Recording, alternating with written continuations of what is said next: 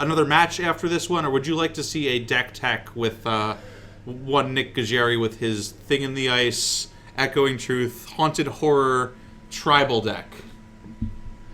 Yeah, I wonder what else he's running to, like, just be good with Haunted Horror. Like, Echoing Truth is wonderful in general, right, in the format, I think, but I wonder what else what else are horrors in Modern? Because I know he said he was trying to run horrors that wouldn't get, like, good horrors that wouldn't get bounced to Thing in Ice.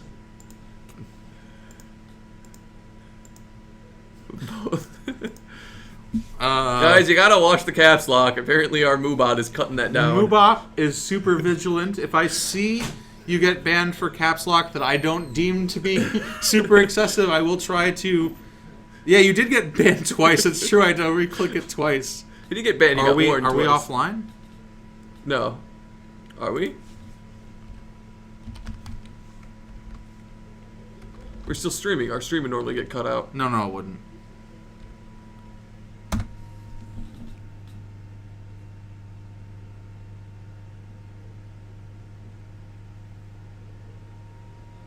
No, we're good. I'm still seeing you us as up right now, guys. It might have blinked. If you are having problems with the stream, please refresh your stream. It's probably on Twitch's end and not ours.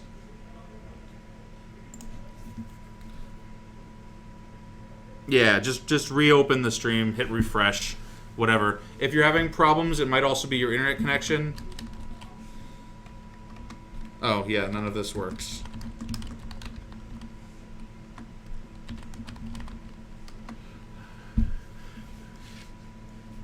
Okay, so there's apparently a little Twitch problem. Yep. All right, so they got their 7s. It looked like they both kept 7, so... Yep, we're up to 112 viewers. That's pretty sweet. I was going to start out with a Noble... Thing in Ice raising viewers. Thing in the Ice is pretty popular. Okay, Paul. We've got a Noble Hierarch from Sean. Pretty good start. Probably exactly what he wants. Going to get a Dark Shores for Nick Gajeri. Into Aether Vial? Into Aether Vial? No, into Thoughtseize. Thoughtseize is going to take Nick down to 18. We'll see what Sean's hand is. Knight, Wolf Run, 2 lands, and a Nakatl. Definitely just have to take the Knight there. Yeah, I think Wolf Run's pretty sick. Knight of the Reliquary target. Yeah, we should have thought about that when we were thinking about the decks, the cards that could be in the deck. We were just thinking Gavany. No. We must have had some sort of Twitch hiccup because our viewers just dropped down to 78 from 112. So that's pretty lame. Do you want to type in the chat again? Nope. Okay.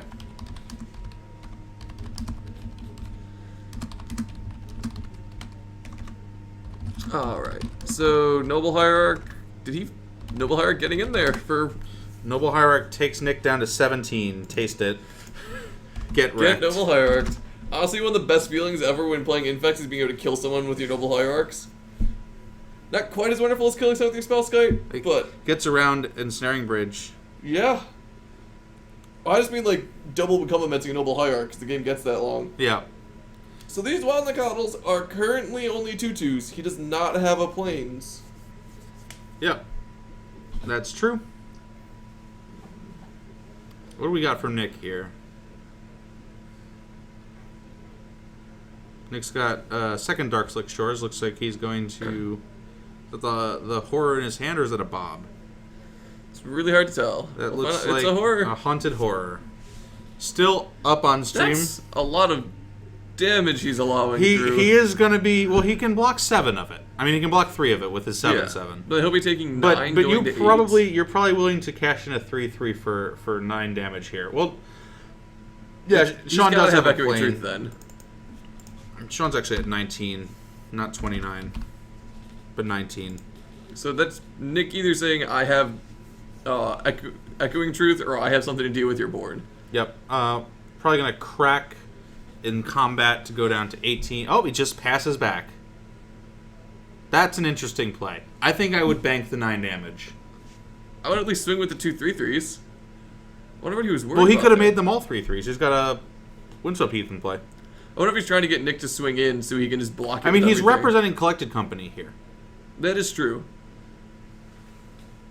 Because I imagine you can just get basic plays. I mean, like, poor Sean. It's turn 4. He's got 4 mana. It just has nothing to do. Just nothing he could possibly do right here, and Nick should probably just attack in. Well, he did attack in. Yeah.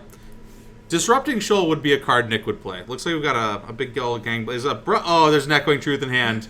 Of course there's Oh, this is gross. Oh, taste it. Oh, man. Sean's going to take 4. And kill the... Actually, yeah, I guess he wouldn't even be... If Sean swung there, he wouldn't be winning the race. Guys, Hunted Horror in Modern is real. Sean's actually going to go down to 14 with the fetch land. This deck is gross. I love it.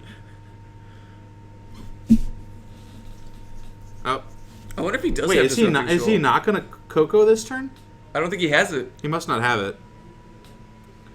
Abrupt Decay, Hunted Horror.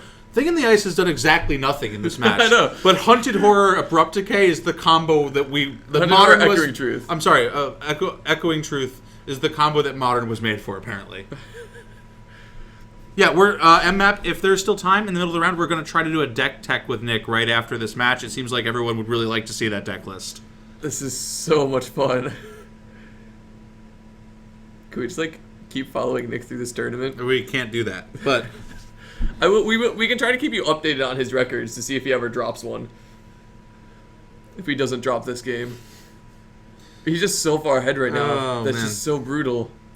I don't think Sean's hand is very good either. Is that a Ghost Quarter? It's a Ghost Quarter and a... Path? No, the Pump Land, Keswick Wolf Run. Oh, so he's getting mana flooded too. Yeah. That's probably... Best combo, just play... Oh, you can't even play Torpor because it shuts off your Snapcasters. Yeah.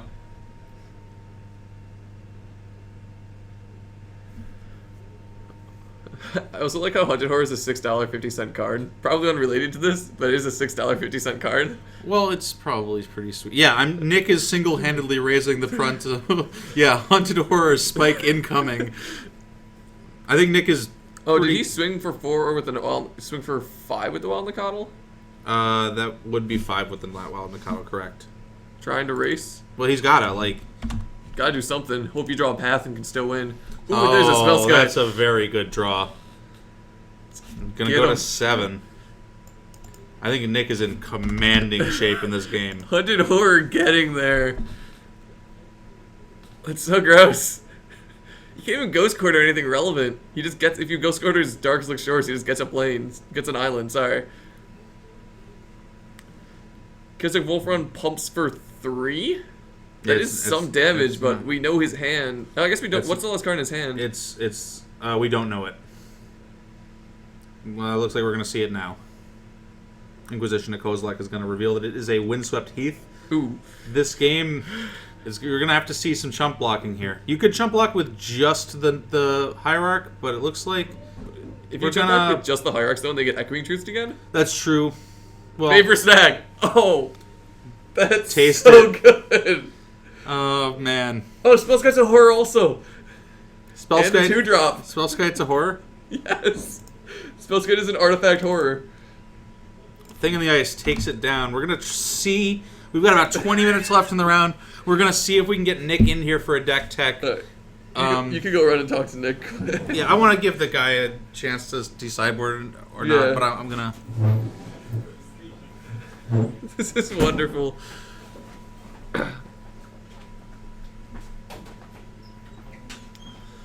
Also, thank you, Paul. It's more that saying that the Ghost Quarter didn't actually have a good target there. But yeah, that deck was pretty sweet. We didn't get to actually see Thing and Ice doing its thing. Oh, Affection Invoker is also a horror. So that's... And a 2-drop. So I wonder if he's running that in his 75. We're gonna go try it. Shay just went out to try to get him now to talk to him. What is that he boarded in? What card is that? I can't even see what card that is. Oh, I'm sure we'll find out if we get him back here.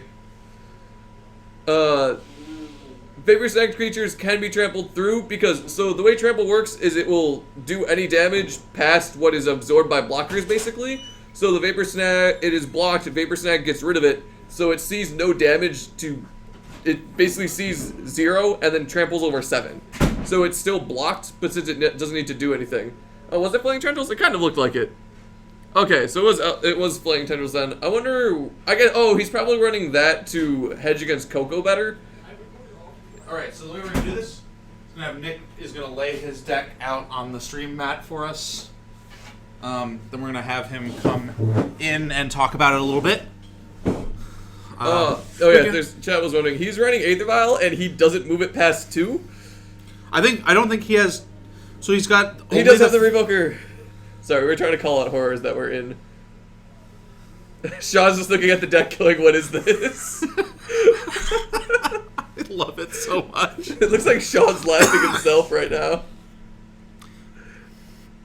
Yeah, the vial is actually pretty good. It doesn't look like his curve goes up past Thing in the Ice. Nah, it's just 2 drops. His deck is 2 drops and 1 drops for spells. Alright, we're gonna reset our life totals here as we wait for this round to end.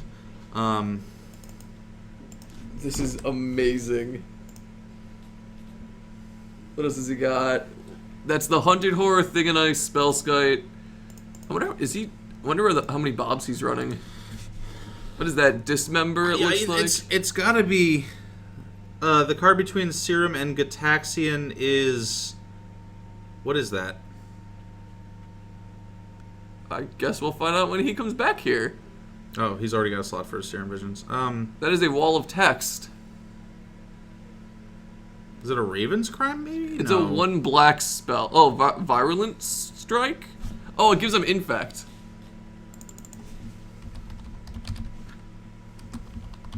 Is that the Infect? No, what is that? Oh, it gains +2/+0 and Death Touch. Oh, yeah, I was thinking of the other black card that gives it.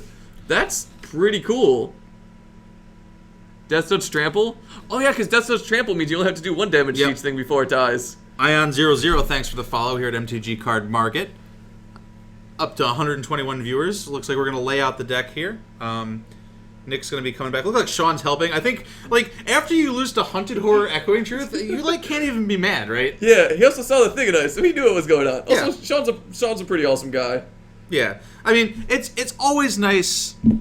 It's always nice to see sweet stuff, right? Yeah. We get to this point where we've all been playing Magic for however long, and things start to feel stale, and then Nick comes in with this. But no Ancestral Visions. No Ancestral Visions. It's too, it's not what he's trying to do. He's running that now legal Thing in Ice. Yeah. Which, that is pretty sick. Looks like we got the sideboard being laid out here. Looks like he's going to lay out the sideboard on the bottom. Is he only running... He's got to be running 4 Aether Vials. They're just stacked on top of each other? Where are the Aether Vials? There's 1 Aether Vial there. Is he only running 1 Aether Vial? Endless Gamer 42, thanks for the follow. It does look like there's only 1 Aether Vial.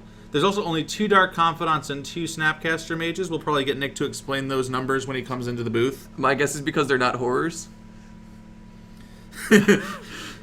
I mean, you're not wrong. Because you need a lot of spells, so it's like, alright, what's not? I think he might only be running 1 Aether Vial. Yeah, it looks like he's only running 1 Aether Vial. Maybe more in his sideboard for counters. 1 Aether Vial, 1 Spell Pierce. And here's the sideboard going down. Some Counter Squall, Surgical Extractions, Dispels, Torpor Orb. Batter Skull. It's a germ token though, not a horror. Granted, putting a Batter Skull on a 7/7 Trampler is awesome. Seeger777 is following us. Thanks for the follow. Welcome to MTGCardmarket.com. 2 Flaying Tendrils and another Vapor Snag. Right. This is wonderful. So anyone wants to see the deck list, take a screenshot of this. Yep. And then you can make it yourself and tweak some numbers. All right, we've got Mr. Nick coming back into the booth. So many cards. This is wonderful. So Hunted Horror. Tell me about Hunted Horror. Oh man, Hunted Horror is the best horror. We'll let you take my 7/7 seat. for 2. That's okay. They can look at the deck. Oh, Okay, I put them the right way. I was worried. Yeah, you're good. So explain some of the card choices here to me. We've got 2 Dark Confidants, we've got 2 Snapcaster Mages, and the strangest thing to me is 1 Aether Vial. Yeah, I think I'll be adding more Aether Vials. It seemed pretty good It game seemed 2. good there. I just never want to draw it late. Yeah. My thought in Pro of Aether Vial that I mentioned is you could put Thing and Ice in and then still cast a bunch of spells. Right, which is great. Every creature in the deck costs 2. every creature in the main. So like Aether Vial on 2 and you're done, which is I'm great. also pretty sure half the chat just screenshotted this, and now everyone in the store is going over to look at your deck. That's fine. Do the thing. I faced the mirror round 1. The mirror? It was stupid. The thing in the Not ice the mirror. exact mirror, but Was the he thing in the, was he also horror tribal? Yeah, thing in the ice hunted horror, and it is hilariously bad in the mirror. That deck was miserable. Yeah, Echoing Truth, not a great in the mirror. Echoing Truth did some work because, all right, so at one point I got to Echoing Truth for the last counter on my thing in the ice, which flips before Echoing Truth resolves. All right. So his got bounced and mine was a 7/8. So we just watched it, but run me through a little bit of how your deck typically wants the game to go. Sure. I basically want to drop a thing in the ice and or hunted horror pretty early, and then cast spells till they're dead. Pretty basic game plan there. Yeah, that's the dream. 6 discard spells, probably the best thing you can do turn 1. It looks like 20 lands, 6 cantrips. 21 lands, I think it was. 6 cantrips in the main, yeah. A couple snaps to help with that, a couple bobs, because everything in the deck is super cheap. Yep. Virulent Swipe is the fun one. I see you guys brought that up. Oh yeah, we were trying to figure out what We card didn't it know was. what so it like- was. Yeah, right? I thought it was Great. I thought it was Tainted So Strike it's for a 2 second. spells. It makes Spellskite into a hilarious blocker. It makes Unflipped Thing in the Ice into a hilarious blocker. And it helps Hunted Horror trample for 5 over the 2 centaurs if they block. So I feel like I can steal some games with that. Oh, so it's just funny. Yeah, it turned. It is really as funny. as the chat said. It Death turns Touch out. trample rules are interesting. Yeah, it turns out that 7/7 tramples for 2 are pretty good, They're pretty good. especially when you can have no drawbacks on them. Yeah, have some nice Echoing Truth. I mean, Also, it feels bouncing. like a waste of an Echoing Truth sometimes, but the value is just the Yeah. damage you get in with the surprise is nice. Also, I when he would- blocked with 3/3/3s and you Echoing Truth 2 of them. Yeah. It was kind of gross. Or I was saying value. I haven't seen the card Hunted Horror since original Ravnica Limited, and it wasn't even that good in original Ravnica Limited. It really wasn't. Yeah. I've tried it with some sundials in Legacy and super casual. It's in a tiny leaders deck I have. Really quick to Rado I side. think He was it's saying fun he though. Echoing Truth his opponent's Thing in Ice and then flipped his own so it was no longer named Thing in Ice. Yeah. So then he got to bounce his opponent's Thing in Ice while flipping his own. Right. His opponent got bounced by the Echoing Truth, and my Thing in the Ice was safe because it wasn't named Thing in the Ice anymore. Oh, you could also run Bile Blight on Kill All Center Tokens. I could, except they have Pro Black, so that won't work at all. Wait, the Center Tokens have Pro Black? Yeah, Centaur that's tokens why have it's Pro not just Black. absurd.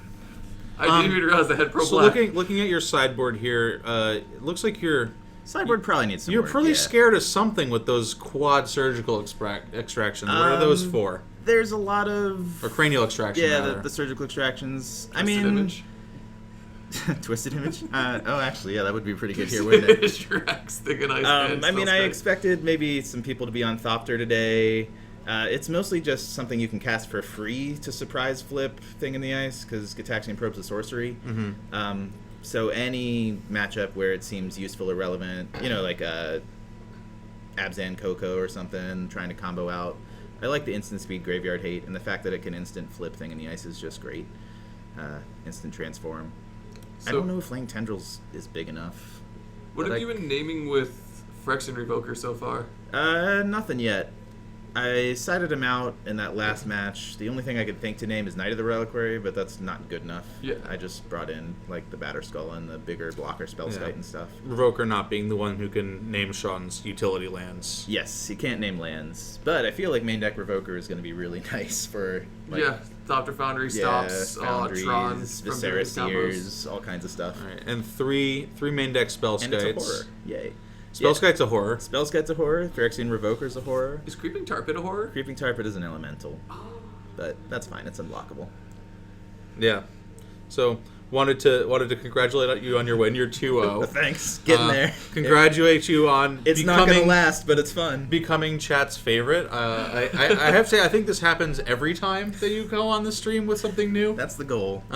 So thank you for coming in and rocking us with the deck. We can let you get back out Thank there. you. All right. Gonna smash it. And one last chance. Swing my way to 2-2. He's gonna start picking it up. He's so you gotta- he's super confident. Okay, one last chance, chat. If you want to get the deck list, here it is up on stream. Nick's going to be collecting his deck soon enough, and so you Screenshot might it. want to get that screenshot. Of course, you can always just open up our video on demands. Obviously, on our channel, you can come back and watch these matches anytime. You can also find us on YouTube where we've got all of our previous content up for you. In case you just haven't gotten enough of me and Eric tonight, You can rewatch it. you can rewatch it and watch Hunted Horror, Thing in the Ice, Echoing Truth do their thing. Over and over. Do you want to go run and pull another match? I think I can try to do that. It might be fine for next round. Yeah. I'll try to get us set up for next round. Alright.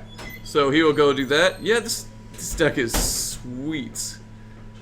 And you heard some of Nick's changes. He was thinking about adding more Aether Vials to the list. I think that was his main thing, is he wants to somehow slot in more Aether Vials. we got people just from around the store currently going in and looking at it as he's now trying to pick it up. So yeah, that's a pretty sweet list. And we got to see that perform excellently on camera. And I will now also take back what I said earlier. There is a good deck for Thing and Ice. It just so happens to also involve Hunted Horror.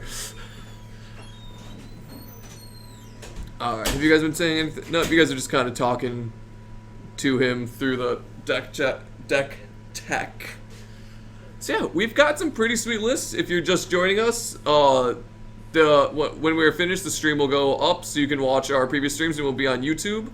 You will be able to see our round 1 match, which was American Control versus Mill. We got to see Ancestor Visions be very relevant because it drew Nick It drew Nick Wild some more burn spells to help him actually lethal the Mill deck.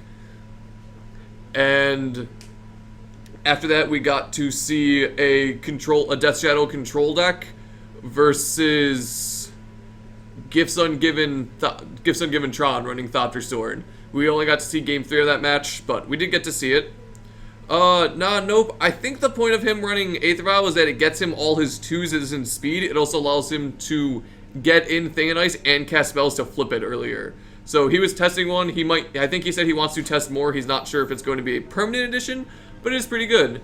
And as a reminder, as you can see from the little icons around the stream, we are streaming from MTGCardmarket in Chicago. No, we're not. Don't lie. Okay. And we're also going to be at the SCG Invitational this weekend. Selling Columbus. Cards. In Columbus. So if you're out in that area or going to it, check out the booth. Yep. People are awesome. I don't know what team is going, but I think they might have already be en route.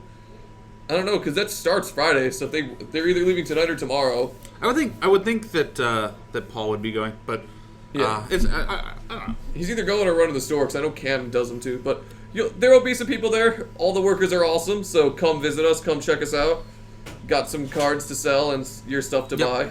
So next round, we had 1 Aether Vial in last round's deck.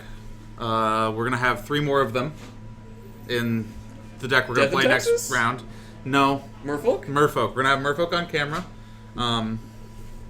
What's that guy's name? Is he running Ancestor Visions? That'd be sweet. Actually, Ancestor Visions and Merfolk doesn't seem terrible. It gets you more fish to swim. Is that his name? The guy who runs Merfolk? I think so. Okay. Are we going to have another Nick? There's lots of Nicks everywhere. I told you we had 3 Nicks at least. You said Matt. Oh, sorry, Matt. We're talking about Matt. Whatever. That's Are there not not that even many close. Matts? That's Close not even close to what you We were have 3 talking Nicks, about. whatever. We have Matt Cartier, it was Matt Seckel from chat earlier. That's not even this tournament's list. Oh. Is it? Yes, it is. Whatever. That totally is. Okay, There whatever. are 3 Matts here. This 4 Matts. get out.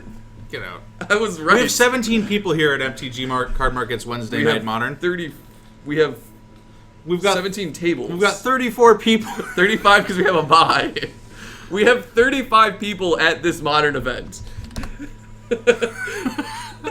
Well, so that's pretty good because in the last few weeks I've been streaming, we've been down to like 10, Yeah. 12. Suddenly, Eldrazi's gone and 15. everyone comes to play. Everyone was really unhappy with the we were format, no and longer it's- oppressed by our Eldrazi overlords. It's pretty good to see it be in a better place. I know that there is...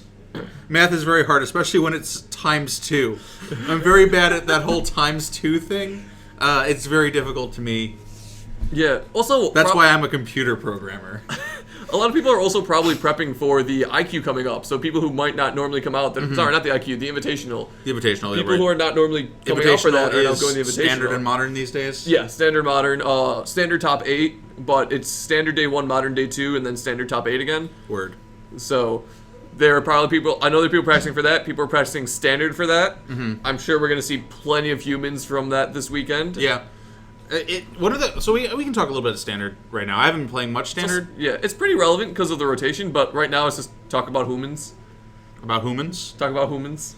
I haven't seen that list. I knew that Avacyn is pretty good in like Magic games. People have realized a 3-mana enchantment that gives your entire team +1/+1 and vigilance is pretty sick. I feel like that was always going to be pretty good. Like, okay, what's the closest analog to that we have, right? We've Honor got of the Glorious Anthem.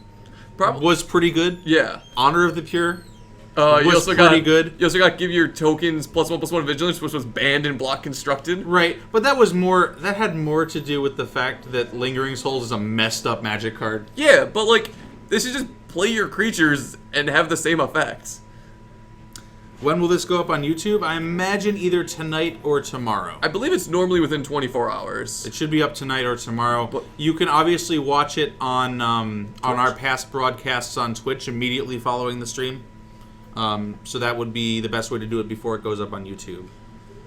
One of the things that's been interesting me about Standard is that everyone sort of expected Green-Red Ramp to be The best sort deck. of the best deck because it lost almost nothing.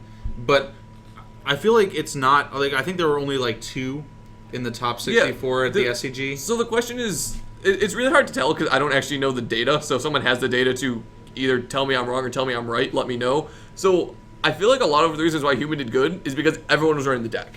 I know Humans did have one of the higher percentage of decks brought there, so I don't actually know how many people brought Green-Red Ramp actually to the tournament. That's true. But by the fact that it did get some in the top 64 and like floating around the top 16, like that's pretty good. I just don't think that the Humans matchup seems bad.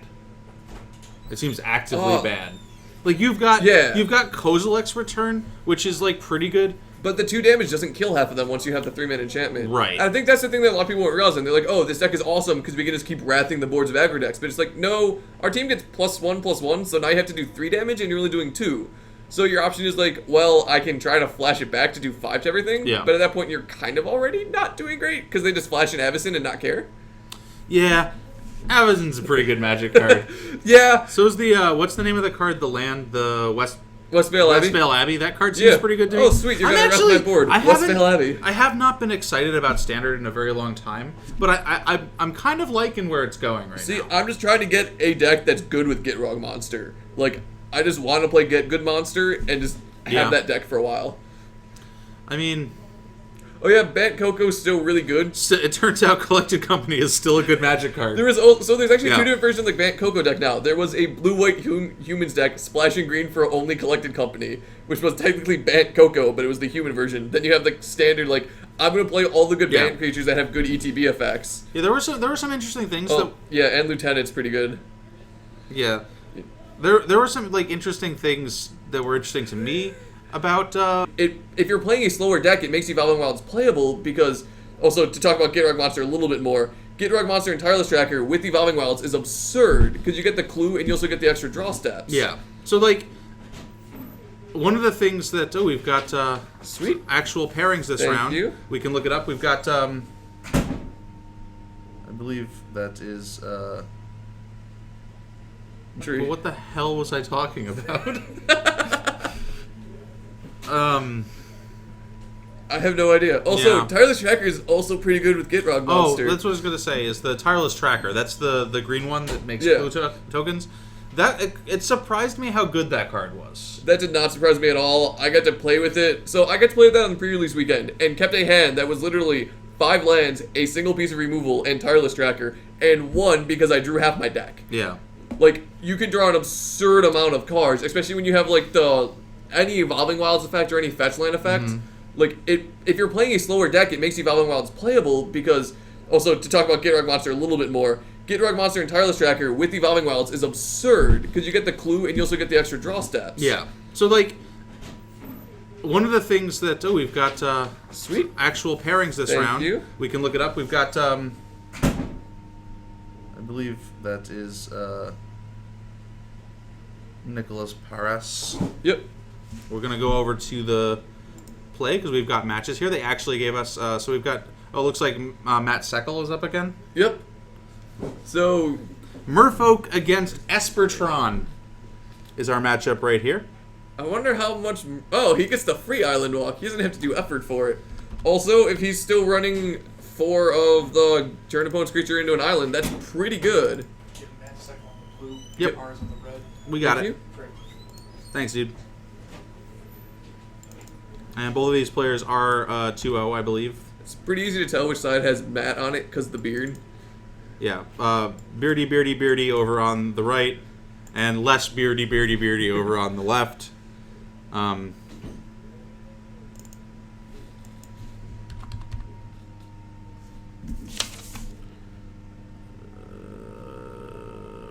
the heck? Yeah, I'm just gonna put his gonna full read this name. aloud so everyone can appreciate it. Paul had the Tireless Tracker in his sideboard at the pre-release. Were you actually playing green, Paul? It's not okay. What is the because I'm bad at Merfolk because I don't enjoy the deck. What is the name of the blue card that turns your opponent's lands into islands? Spreading Seas. Spreading Seas. Okay. If you're referring to that playmat, I don't actually know where we got that. I will try to ask, but I believe you have to order them like through special places because they're full table playmats. Is that a gamer mat? Might have the brand on the corner of it. I have no idea. But anyway, Yeah, so I the think game we've got in play, we've got a Expedition map in play for Matt Seckel. We've got the trademarked Aether Vial start for Nick Perez. Aether Vial into map. Or was map a turn late? We're going to pass it back. He just went Colonnade Pass. Ooh, that's kind of awkward because then you can't crack your map. Right. But does he not have any islands? He looks like he kept a one-lander. Does he have Aether Vial? Oh, He's got double I Aether would Vial. keep that one lander all Yeah. day. Got the double Aether Vial. No one-land draw for Nick. Yeah. Which is fine, because that's 2 less Aether Vials to draw on turn 8. Yeah, I'll be interested to see how many Spreading Seas he has. He also has a Curse Catcher, which is pretty relevant. If Matt tries doing anything, he can just bring in the Curse Catcher and sack it. Yep, we've got a Thirst for Knowledge in hand from Matt. Looks like we're going to activate the vial. In response, we're going to get that Thirst for Knowledge so that we don't get it Curse Catchered. Makes sense. Because if you see Mutavault Aether Vial, I'm pretty sure you just automatically assume Merfolk instead of... Yep. Yeah, I guess you could be Death and Taxes. Sword of the Meek But- going to go into the graveyard. That's probably one of the better discards to that... To... What is that one again? What's the blue draw discard? Thirst for Knowledge. Thirst for Knowledge. Draw 3, discard 1, discard 2, or discard 1 artifact. I swear I know the cards in Modern. Well, that's a card that hasn't seen a whole lot of Modern play. It's been seeing Yeah. quite a bit more because of Sword of the Meek. We're probably going to get a Lord Vialed in for Nick here. Oh, nope, it's a Silvergill Adept. Draw some cards. Draw another Aether Vial. Third Aether Vial is probably not what Nick was looking for. It's not terrible though. Just get the chain of vials. Yeah, it's you get 1, 2, 3. It's basically as good as a land. Or 2, 3, 4 is probably better. Yeah, swing for 1. Yep. We're going to get 19 for Matt. Although if he's not applying enough, like the one bad thing is that Aether Vials are good because they allow you to just put out an army at once, but they are slowing him down. And if Matt locks in one of the one of the combos, he just gets a pretty good shot of the game.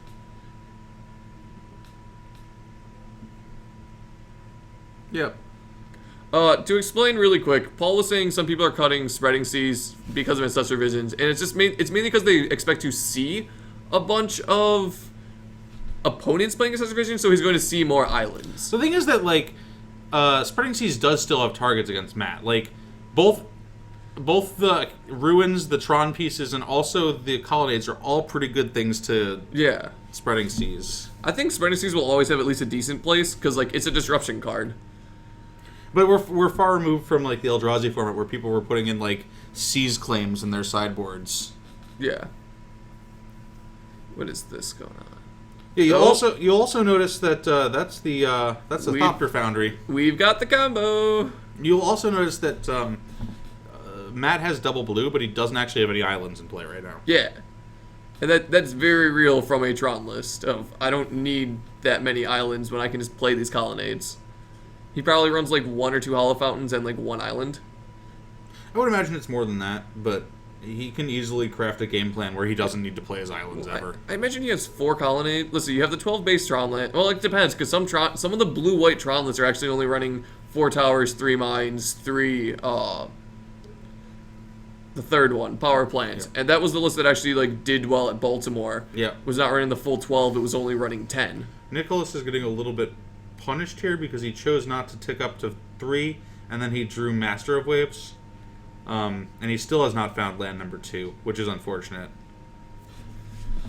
Yeah, well, that's one of these things about the Thopter Founder deck. It's kind of like Jund, where it's like if you mess up anything, it's just going to punish you because now he just gets so much value. He gained a life there too. Yep. Without oh, that's just gonna be great. This is gonna be like Soul Sisters on camera all over again. Yeah. Yeah. Merfolk, like if he can't get evasion and quickly, Nick is just dead. Yeah. Well, because he's going to be swinging for 4. Well, he's swinging for 2 this turn because let me give +1/+2. Yeah. So he's swinging for 2 this turn. We're gonna activate. Do these Thopters have flying or not? We're gonna activate the vial and bounce the token with Harbinger. He lost left early from Talisman, so he should be at 19 again. We did miss Talisman losing a Oh, life. look at Nick with the life totals on screen for us. Oh, that's convenient. 19 to 20. I'm gonna activate the vial. Looks like a gross 7th edition Lord of Atlantis. That is one of the grosser Lord of Atlantis. The art or is the card? It's just all of it. Everything about that card is horrendous. Dude, if you're running a deck like this, you gotta run the ugly ones. Oh, there's the land, so now you can activate his Mutavault. Now, we do have... I mean, if there are 2 Lords in Nick's hand, Matt might be dead. But he has 5 mana sources, so he gets 5 Thopters, and he doesn't have an island. Spreading Seas. Oh, now he will have an island. Spreading Seas. Probably going to take out the Academy Runes, I would imagine.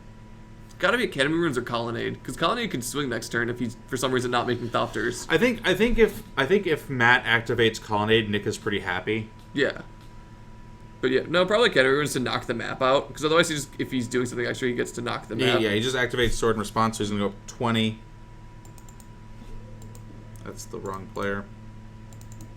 Well, now we get to see who can race faster. Yeah, two Lords here from Nick. Do we know his hand? No, we don't. I know there's a Master of Waves in there. Looks like 2 Spreading Seas. It's gonna draw some cards. Yeah, two Spreading Seas. Is that a Cavern of Souls? Can we pull up Thopter Foundry really quick? Yeah. I'm trying to figure out if the tokens have flying or anything about them. They do.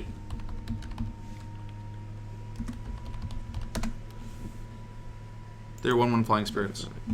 They're 1/1 blue I meant floppers with Thopters. flying. Yeah, blue okay, floppers. so like they have the evasion Yeah. for the Merfolk, so he can't block anyways. So Nick's hand is double Spreading Seas, Cavern of Souls, Master of Waves. Does Lore of Atlantis give them Island Walk? Yeah, I was just tricked out because he's using spirit tokens, but obviously they are Thopters, not spirits. Wait, does Lore of the Atlantis give it Island Walk, or is he just the one that Yeah, gives Lord of them Atlantis +1+1? gives the one that only gives +1/+1 is Regery.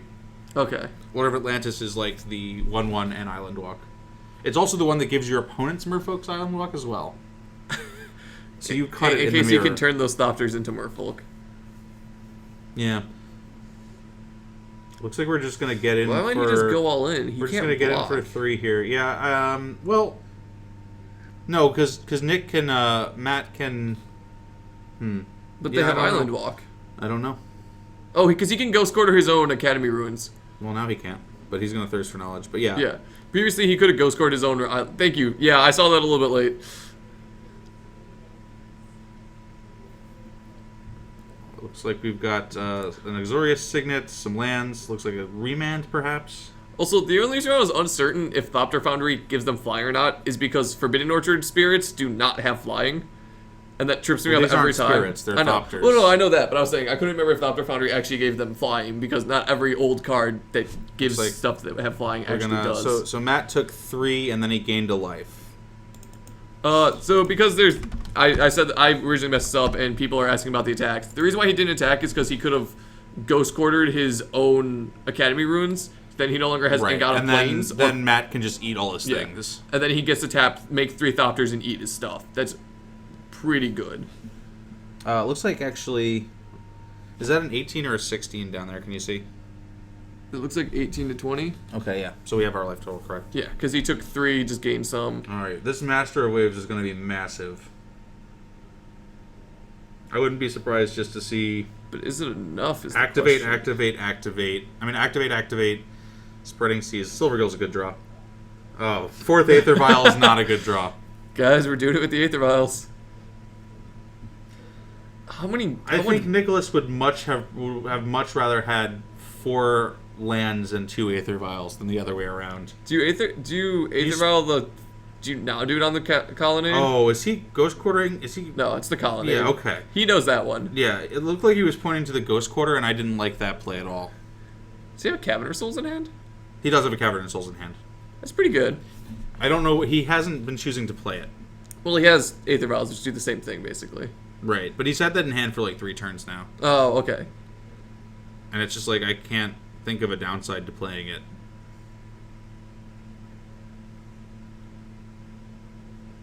Merfolk name, probably. I would imagine. I guess you Name could also Ape. name Phantasm. Phantasm. If you're Eldrazi, you can name Ape. Yep, for Simeon Spirit Guide. Swing. Looks like he feels a little bit safer here, which makes sense. Swing for 1, 2, 3, Well, he's 4, not 5, swinging 6, with his Lord 7, just 8. in case. Oh, because of the path. It looks like we're gonna make him pay another mana for it. Which maybe says Mana Leak is in hand? But he doesn't have mana to cast Mana Leak. No, you're right, he doesn't. He just lets it resolve. What the heck was that? I guess he wants me to make as many Thopters as possible? So 6 damage is coming into Matt. Did he not block it? He has Island Walk. Oh. It's an interesting play. Oh, he didn't play Cavern because... did he just draw Island into Cavern? No, he's had Cavern in hand for like 3 turns. And he has had Island in play for longer than that. No, he just been Spreading Seas. He's only played Spreading Seas last turn and not this turn. Right, but he was stuck on Oh. one land for so many turns. There's no way he didn't have both of those lands in his hand at the same time. That's fair. We just want to So misrepresent. looks like Elish Norn. Elish Norn just wrath the board. Elish Norn is going to be pretty good here. Is Elish Norn just GG? Well, Because it wraths his board. And it wraths anything else he could do. did I spell it wrong? ELESH. You forgot to. Oh.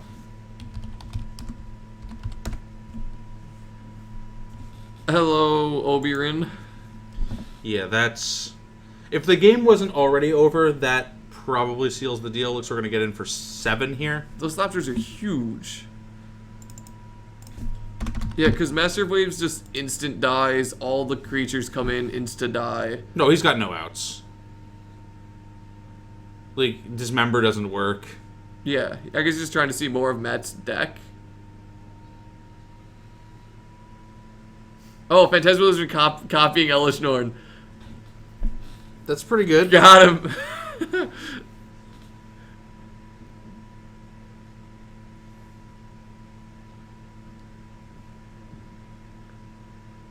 What is he writing? I think it's Blue-White Tron. I believe it's pretty close to... He's got Esper. There's got to have Esper because he's got You- Unburial Rights. Yeah, when you play in Barrow Rights, you just play black for it. We really probably should just put Blue-White, like Gifts Tron. Oh, and he gets to path Phantasmal Image, so now that's probably Trigger. game. Trigger indeed.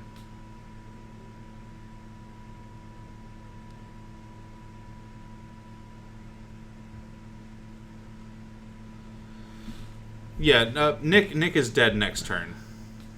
Very, very much dead next turn in the air. Yeah. Did we even deduct from his life total the last... I did. He just took 7. Yeah. Yeah, That's it. He's just gonna pack it up. Yeah. All right.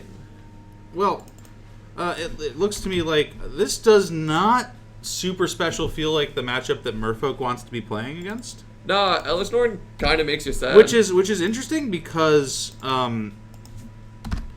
before Thopter Sword, I kind of would have said that like sort of slow blue decks were one of the better matchups for Merfolk. Well, so the problem is like Elish Norn makes like just wrecks your board. And also like Blue White Tron previously was known for having mostly good matchups except for Red Green Tron. Like the reason why no one was playing is because you just lost to Red Green Tron.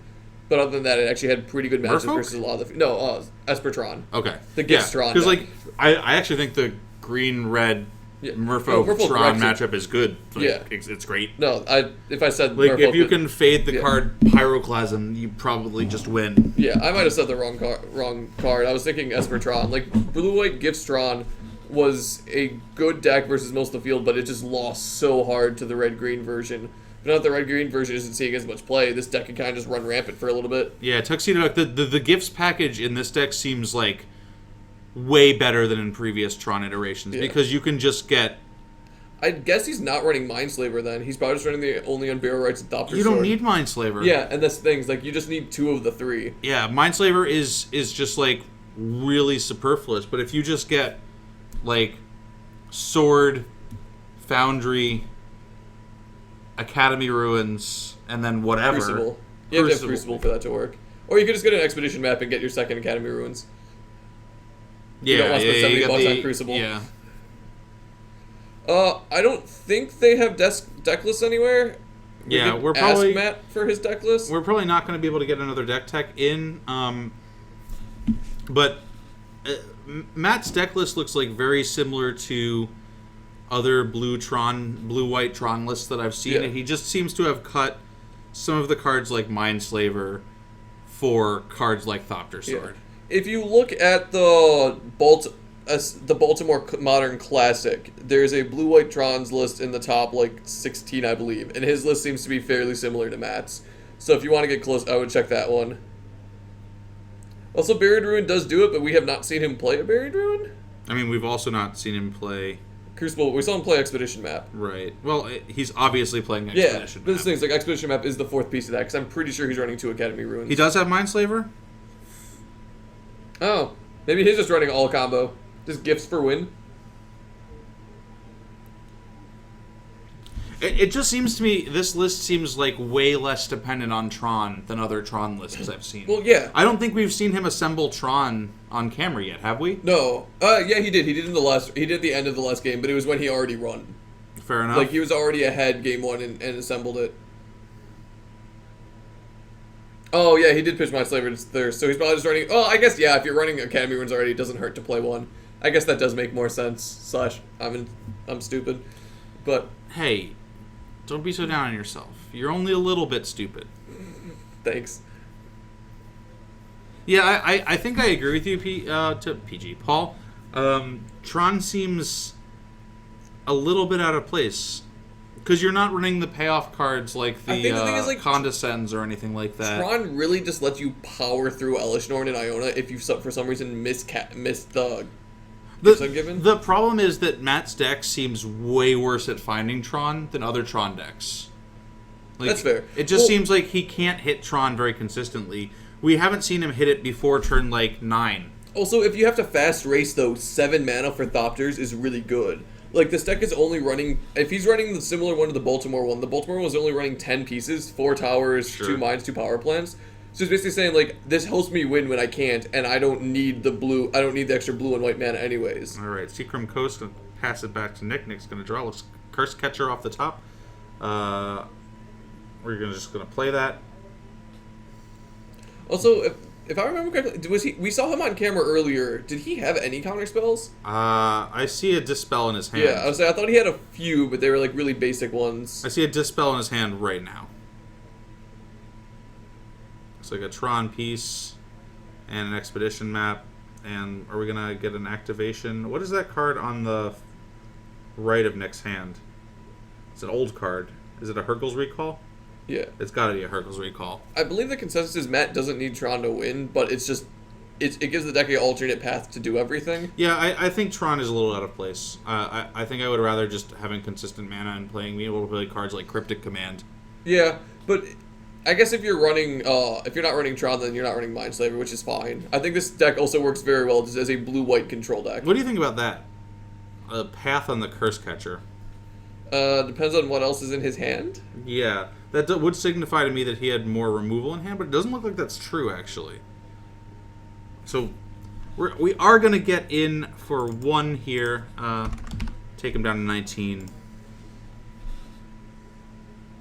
And we're going to have a second main, third Curse Catcher. I think he just also doesn't want his stuff getting that countered. Like, if he has a Remand or a Thirst for Knowledge, or what's in his hand? He's got a Thirst. He's got So- Thirst, he's got a Sword that I can see. He probably wanted to try to power through his Thirst for Knowledge.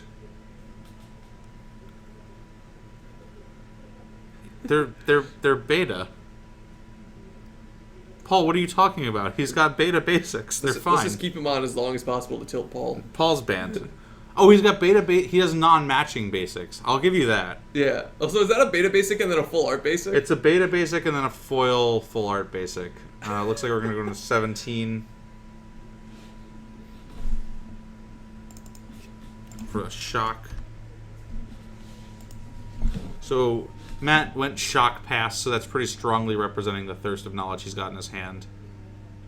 It looks like we went end of turn, just a 2/2 flash. And we're gonna looks like I see an Aether Vial in Nick's hand. That's probably gonna get cast this turn as well. We're gonna Spreading Seas on, I would imagine, the Tron piece. Yeah, unless he doesn't want him to have double white for some reason. But no, it looks like the Tron piece. It's exactly one beta basic. Oh, look at that unlimited island. All right, we're gonna get in for 4 here. Looks like we're gonna have some sort of response. We've got responses. Snapcaster. What do you think about this Ambush Viper? What do you think? Snapcaster Path seems good. Snapcaster, Path the Harbinger. He's gonna get countered. He's got a sack. He's got Hercule's Recall. Yeah, you gotta sack the Path. I mean, I guess you can let it resolve. no. What does Harbinger of Tides do again? It's just a 2/1. If not, It's a 2/2. It's a 2/2. Doesn't it just get blocked by Snapcaster if you don't? Like, no matter what, like, he's gonna eat 2 of his guys. Okay, yeah. I'd rather get the island out of it. Like, he's going to block it That's anyways. fair. Yep. Looks like Matt's gonna take another 1, Yeah. So maybe it's- 2. I could see him choosing not to block here. Yeah. I think the main thing is if you sack the Curse Catcher to counter the Path to Exile, he's just gonna block the Harbinger. Hey, all of my basics are 8th edition in my Kiki Chord deck. That's true, but at least they match. Gotta have the 1 unmatching. So we blocked and we took 1 down to 16.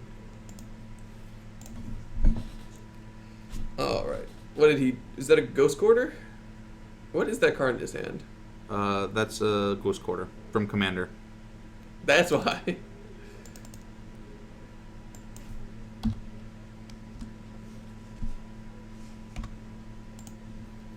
Oh, and now he has an unglued one. Does he have any 2 matching basics in his No, deck? he does not. Get wrecked, Paul Green. Wait, what is this basic from? 8th is the best possible choice.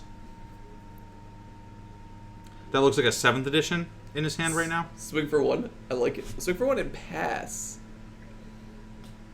Oh, he's getting kind of mad. Well, I guess he did get path twice. Yeah, he hasn't drawn all those lands. Keep finding your Grace Christmas gear after it's on the floor.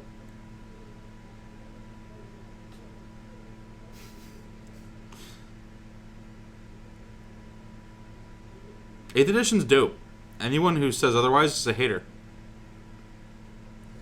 It's alright. Alright, looks like we've got another Tron piece here, but unfortunately it's a duplicate Tron piece. Also that one, I guess that's fine because it's Spreading Seized. He still has not cracked his expedition map, though. Yeah, he's probably waiting to see which of the 2 he's missing he draws first. He doesn't have a pressing need for mana, so there's Yeah. really no reason to crack the map. I also guess he doesn't want to throw whatever land he gets from it into a Spreading Seas. Also, Nicholas is doing exactly nothing. Yeah, well, he's swinging for 1. Is that a... Oh, that's a cage. That's a Grafdigger's Cage coming into play. That's really good.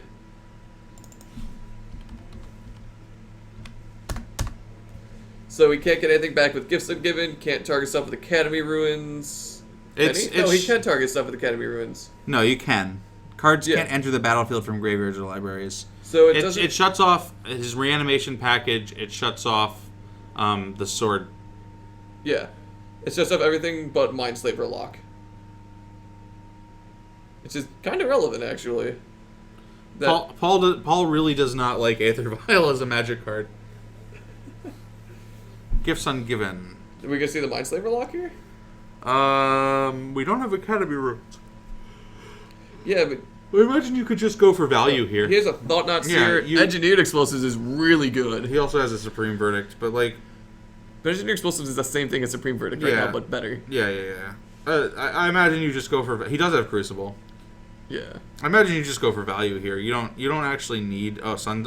Like you might see just a split that's just like Mindslaver, like Explosives, Sun Titan. I would be guessing Mindslaver, Explosives, Academy Ruins, Crucible. It looks like he's going for the Crucible. Yeah, it's Well, pure Crucible value. Crucible doesn't do anything. Crucible gets him back Academy Ruins. You can't play lands from your graveyard. Creature cards can't enter the battlefield. Players can't. You're not. Is it casting it? Because it's a. No, it's not actually. It's 'Cause not it's a land casting it. play. Yeah, it doesn't actually. Yeah, Grafdigger's Cage does not actually interact with Crucible. Strange phrasing. Strange things. Yeah, actually, on the rules text 415/2013, the second ability does not stop players from playing lands from graveyards or libraries since lands aren't cast. Yeah, I'm actually. The chat is correcting me, and they're right. Grafdigger's Cage doesn't interact with Sword either, because Sword is also not a creature. Yeah, it's not cast. Yep. Well, it's not a creature. Yeah, I guess his arg. Yeah, you put it into play. Oh, he did get the Sun Titan though.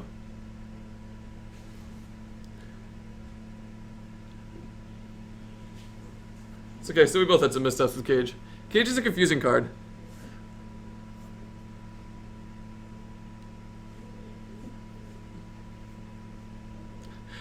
Wait. Oh, yeah, I guess you can't play Dryad Armor from your graveyard because you cast it as a creature. Wait, no, I thought it counted as a land drop. Oh, no, but a creature can't enter the battlefield from graveyard libraries. creatures Yeah, can't enter- that's Paul's trolling. No, Paul was just No, saying Paul's exactly right, what was but- correct. Paul is right, but So with this split here, did he not get? I think Sun Titan's got to go to graveyard. And yeah, Explosives is probably just too good. This is a very good Gifts Ungiven for Matt. Yeah, really good value, and he has the mana to just untap and cast Sun Titan. Looks like he just drew Academy Ruins naturally off the top. Them good draws. Not that that matters. No, that's a He has Secret Cruci- Ghost, isn't it? No, it's an Academy Ruins. Oh, that one. Okay, he puts it on the other side of his hand than I Yeah. do. Academy Ruins right off the top is just very, very good here. Just straight value. What is he casting there? Just keep going for the sword. It's a Thopter Foundry.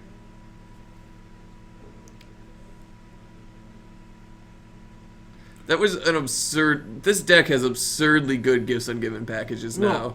Nicholas has also just drawn very poorly. Yeah. It looks like he drew a Mana Leak there. So we've got in hand Hercule's Recall and Mana Leak. Oh, is that no? That's actually a Lord of Atlantis. Paul, would you like to talk about how none of Nicholas's Lords of Atlantis match either? Oh, really? Ha.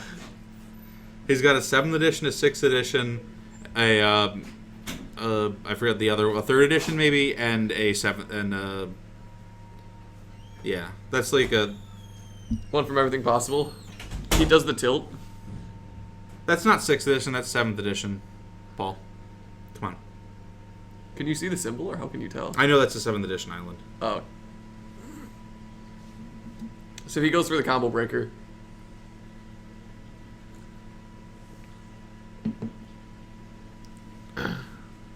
We forgot to start the clock. You weren't supposed to notice that.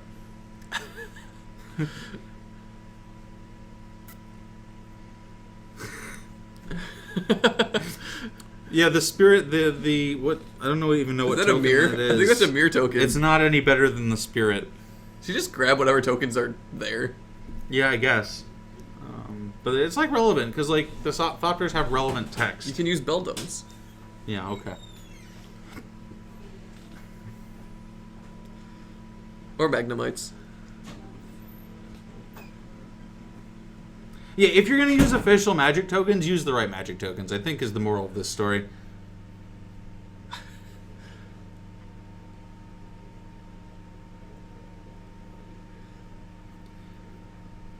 All right, we're gonna get in there for 2. Looks like.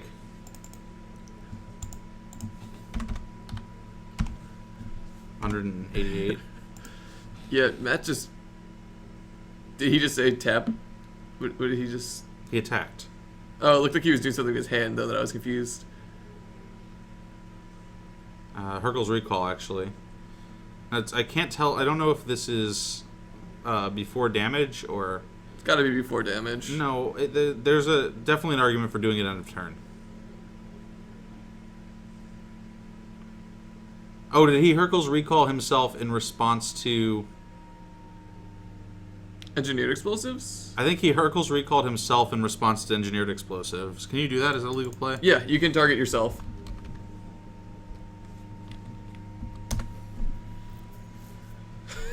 Hercule's... Okay.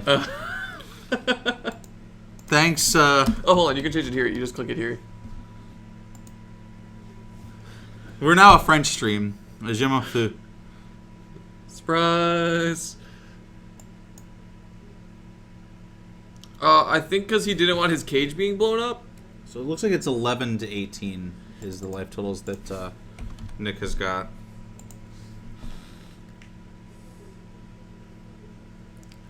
He did beat down a lot with that.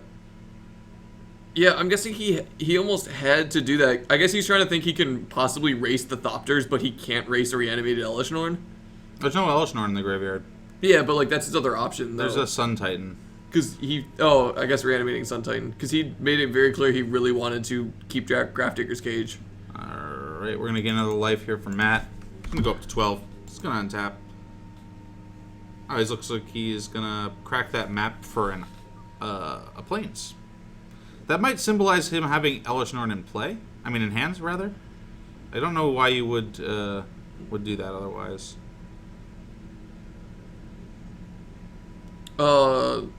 Yeah, that's a good question. What's the question?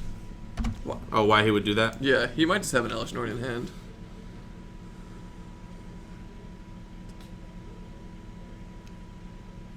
Does he have the mana to cast it? He's got 2 white sources in hand.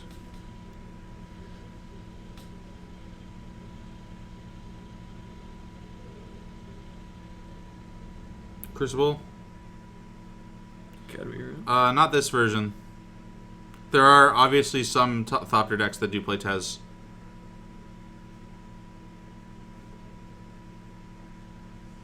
Oh, that makes a lot more sense, Mega Steinfeld.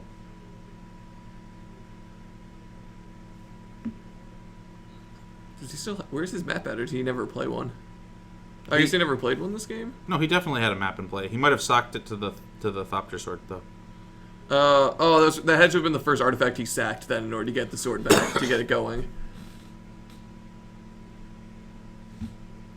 Yeah, it's hard to imagine a world where Nick wins this game. Yeah, because he's drawing kind of dead right now. Because Matt doesn't even have an island. Ooh, that's an Engineered Explosives. Yep. On He one. He Academy runs it. Yep. And we're going to blow up all the things. Grafdigger's Cage as well. Going to get in there for, it looks like 3, 4, 5. So painful. Oh yeah, Tezzeret also went up to $50. Yeah. Things and stuff are good. Looks like we missed another swing there. So he's actually at 8. Did he just swing for 3? 4. Swing with Mutavault? He did attack with Mutavault. So it's 8 to 12. Yep, it's 12. So much life gain. Yeah. Looks like... Scoop, 'cause that's gonna lethal on board? Scoop him up for Because he just made 6 more tokens. Nick. Alright. You want to go out there and see if we can find another match? How much time is left? Oh, we don't even know how We much don't time know, is but I left. imagine Sure. that was a fairly... I imagine there's was probably pretty 20 fast. minutes left in the round, 25, something along that line. Yeah, let's go drop this on the match.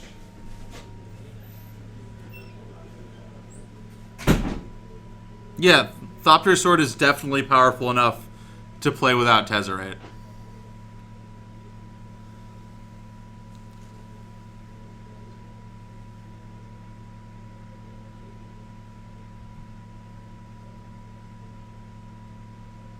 Yeah, Cubs fan, welcome to the stream. We're up to 126 right now. It's pretty sweet.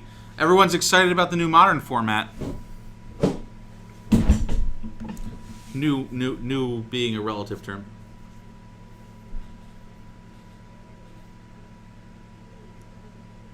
And as soon as I said that, everyone jettisoned out of there as the match ended. Everyone is either done or in the middle of game 3. How much time is left? I didn't check.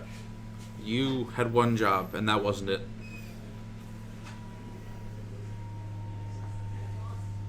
So we're going to try to get you another match tonight. Another match this round. We might not. Third Eye 89. Thanks for the follow. Welcome to MTG Card Market, the streaming. That's a thing I just made up. It wasn't that good.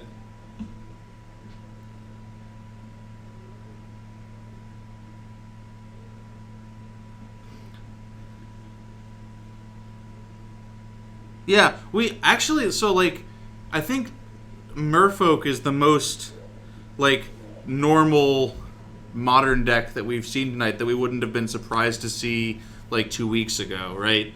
We had this thanks for the follow, Oberon. We've had this Gifts on Giving Tron deck with Thopter Sword. We had sort of a Death Shadow almost control deck. We had Thingam the Ice. We had Merfolk. What was the deck? Naya Coco is actually a deck we would have seen before. Yeah. Okay, who have we not seen up here? We can try to find one of them to put on. We haven't seen Matt. What is Nathan running? Nathan is probably running. He's probably running the deck you have. Coco? The other one with the artifacts. And Nausea? Lantern? Lantern control. Nathan usually runs Lantern control. Do you want to commentate on that? No. Well, it's not that I don't want to commentate on that. The chat hates it. Oh, that's fair. Hi, Cubs fan. I do remember. You just waved to nothing. I know, I just waved to nothing. I thought it was back on us. Cubs fan, Eric just waved at you. I'm going to turn it back to the booth right now so he can actually wave to you. Welcome back to the booth here at MTG Card Market. We're in the middle of round 3. We might get you another match in round 3, but we're definitely going to have another match in round 4, which is probably coming up in about 15 minutes or so.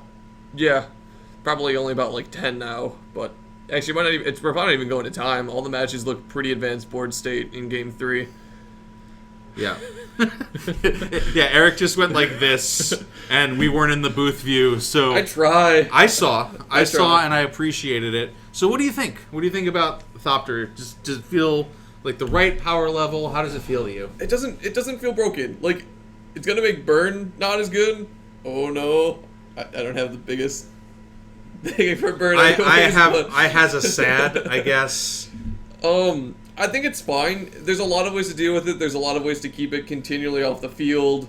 We're gonna see a little bit more graveyard hate. Like, it's gonna be interesting to see how the meta adjusts now, because there's gonna be a lot of splash hate for Sword. Like, you're gonna have Stony Silence, you're gonna have graveyard hate. Like, you're probably gonna see a lot more Rest in Pieces, Nile Spell Bombs, Relics. The decks that are hurt the most by its inclusion in the format seem to me to be decks like Nyx. Like Merfolk decks, just like pretty generic creature beatdown strategies that aren't super fast. He got really close to beating it game 1. If he didn't also have the Unburial Rites of Yellow Norn, he probably would have won game 1. And then game 2 he drew terribly. So like, that's true. He was not actually as disadvantaged as that match appeared to be, because he was drawing kind of poorly. Also because the Tron version could just do all that much stuff with the extra mana. So like, obviously Merfolk does take somewhat of a hit for the Thopter Sword deck because he gains life and can chump block for days if he doesn't have an island. But like, that's more specifically for the Tron variant, because like the blue-white version has to run islands. Right. So anything with Island Walk is just getting throughs, and you can race him gaining 5 life a turn, because each one of your creatures are dealing 5 a turn. Right. I mean, the best part about Merfolk is you have Aether Vial in your deck, and the worst part about Merfolk is you have Aether Vial in your deck. You know what I mean? Yeah, you get terrible top days, but so good of top decks, so good of early starts. I mean, the only reason, like, Nick had drawn 3 Aether Vials, no, like, 1 land game 1, and he almost got there with that. Mm-hmm. And it's also like, I think Burn does get worse, but like Burn's also pretty good versus like the slower Ancestral Visions decks that aren't able to gain as much life or interact as much, because it's slightly easier for you to count to 20 versus them. But I think it's no longer tier 1. I think it's back to tier 2, tripping up people. Yeah. See, because like, I don't know that it's accurate to say that it's been burn. It's been tier 1 for so long. I do not think burn was playable in the Eldrazi meta. No, but it was tier 1 right before Eldrazi. Sure, And then Eldrazi sure. knocked it out to like Sure. tier non-existent, like it did But every other deck. But my roommate is a burn player, and he just like legitimately stopped playing modern because he's like, I can't. This deck is just too bad. Yeah, you right just, now, like- especially when they were running chalices. Yeah. No, burn is definitely playable still, but it's no longer like I no longer expect to see it in like top 8 or top 16 of every tournament. Oh, for sure. Yeah. Because previously, like you could just expect to see burn in the top 16 of almost any modern tournament. I also don't think I saw any burn out there tonight. No. I've taken a couple passes, and that's cool. That means that there are some slots in my Kiki Cord deck that can be other things. I also think burn's one of those things where it'll come back. People are trying to see how hostile, like, because I think what a lot of people are trying to figure out is like, is Thopter Foundry a big enough deck and a persistent enough deck that is going to be playing a lot? Because if like the most represented deck in a meta is going to be Thopter Foundry, you're not going to play burn. But if the most represented deck is American Control or Grixis Control, Burn's pretty good against those yeah, decks. you play burn and you jam it. So like you gained one really good matchup is now going to be overrepresented, but you also gained a bad matchup that might not be represented. So it's going to be a meta call as to which you think is going to be played more. Yeah. Oh, we saw Mill. Mill too. we also That's saw the Mill. other one we saw. The other thing though is you lost one of your best matchups because Green Red Tron is no longer being played. Cubs fan. I mean, my list is pretty standard. But I actually have not worked out what it's going to be post Eldrazi. Like the list still has one Obstinate Bailoff and one Big Game Hunter in the main. Bailoff is still probably fine. Well, not in the main, but Obviously, that's not going to be the case. Courser? Courser, you're already running 2 Coursers. okay. Courser is a very underrated Magic card. I feel like the games I play Courser, I win more often than I don't. It's just so good. Well, yeah, it's pretty good, but also like the games you play Courser are not going to be versus aggro matchups unless you get sad, and it's the only play Games for your against turn 3. Courser's great against aggro. I wouldn't want to be playing. Oh, okay. I guess for me, aggro. Corso infect. is great. Sorry, Courser, my view yeah. on this is skewed because for Courser- me, my aggro deck is infect. Courser so, like, is great against aggro. It's a big-butted blocker that comes down Is it on good turn against 2 affinity? and starts block. It's not awful. You don't board it out. yeah. But I'm not sure what's going to be going in those slots. I don't know if I'm going to want to be on a 2 Kiki Jiki version. I don't want to know if I'm going to be on the 1 Kiki Jiki version. Really, I'm going to give the meta like a couple weeks to shake out because right now, from what we're seeing, there's just a lot of random things going on in Modern. Yeah, so this is almost like the first week of a new format.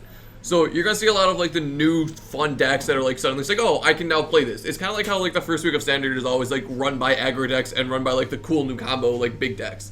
So like Modern is kind of similar. You're gonna see a lot of decks playing Ancestor Visions because yay, Blue Mages can now play Ancestor Visions, which I think is awesome. I don't think that card was power level to be banned, and nor do I think Thopter Foundry was. And you're Well, gonna see a lot okay, of so before cards like Stony Silence existed, before Yeah. cards like Abrupt Decay existed, Thopter Foundry was too good. yeah, I think Thopter Foundry could have been banned a year ago. Like, if not I mean, two, Sword of and the Meek, still not been Thopter fine. Foundry. Yeah. That's the Sword of the Meek. I think Sword of the Meek could have been banned, could have been unbanned at least over a year ago. Like a lot of the like these are actually both cards that I've been saying I thought could be unbanned for quite some time. Like people say that we're very concerned because like they're like, well, Thopter Sword is good enough for Legacy. It's a very good card combination in Legacy. But the difference is in Legacy you get to play the card Force of Will. yeah, And that like that's not irrelevant. That's like the only reason that deck is competitive at all. yeah, and like even then, like it doesn't see very much representation at all because they were just better forcible decks in Legacy. Sure. Whereas like now in Modern, it's like, all right, so I want to play control deck. What am I worried about for the meta? If you're worried about burn, you play a Thopter control deck because it's like, oh, I can just gain life and they can't kill me. If you're worried about like combo decks, you're gonna want to be playing more American Control, where you can like burn like the Coco decks, for example. Like you can burn their 1-drops, you can path their combo pieces, and then you have removal to just whatever they're doing. You just counter and remove. So like you now have a variety of control decks you have to worry about facing. So like you have to worry about facing all those decks. So what do you think are the sort of pillars of the format now? Like what's tier 1? That's really hard with the meta because like people keep saying Grixis Control is going to be good, but like it's hard for us to tell tonight because no one here is playing it. Yeah, I don't see anyone playing Grixis Control. I think Scape Shift is pretty good now. If you're so it's really going to depend because the meta's like I think we're not going to know tier 1 for 3 more weeks. Because right now the meta is doing the fluctuation where it's like, oh, all these new blue cards are unbanned. So all Yeah. the decks you're going to see are either going to be blue decks playing these cards or decks made to beat these blue decks. Like, that's why at the top SCG Modern thing, there was like 3 copies of Infect in the top 8 or like top 10. When's Because- our first like major modern tournament? Oh, We have Grand Prix Indianapolis. So you have in the a couple months. You have the invitation. You have day 2 of the the invitational. day 2 of the invitational, which is going to be pretty large, but that's also going to be skewed because that kind of Because matters it's depending on what double standard format, decks. yeah. So it's double format, but like you will see what a lot of good players want to be playing. I know there at the end of the month on the 30th there is a SCG Open in Wisconsin that's going to be pretty large.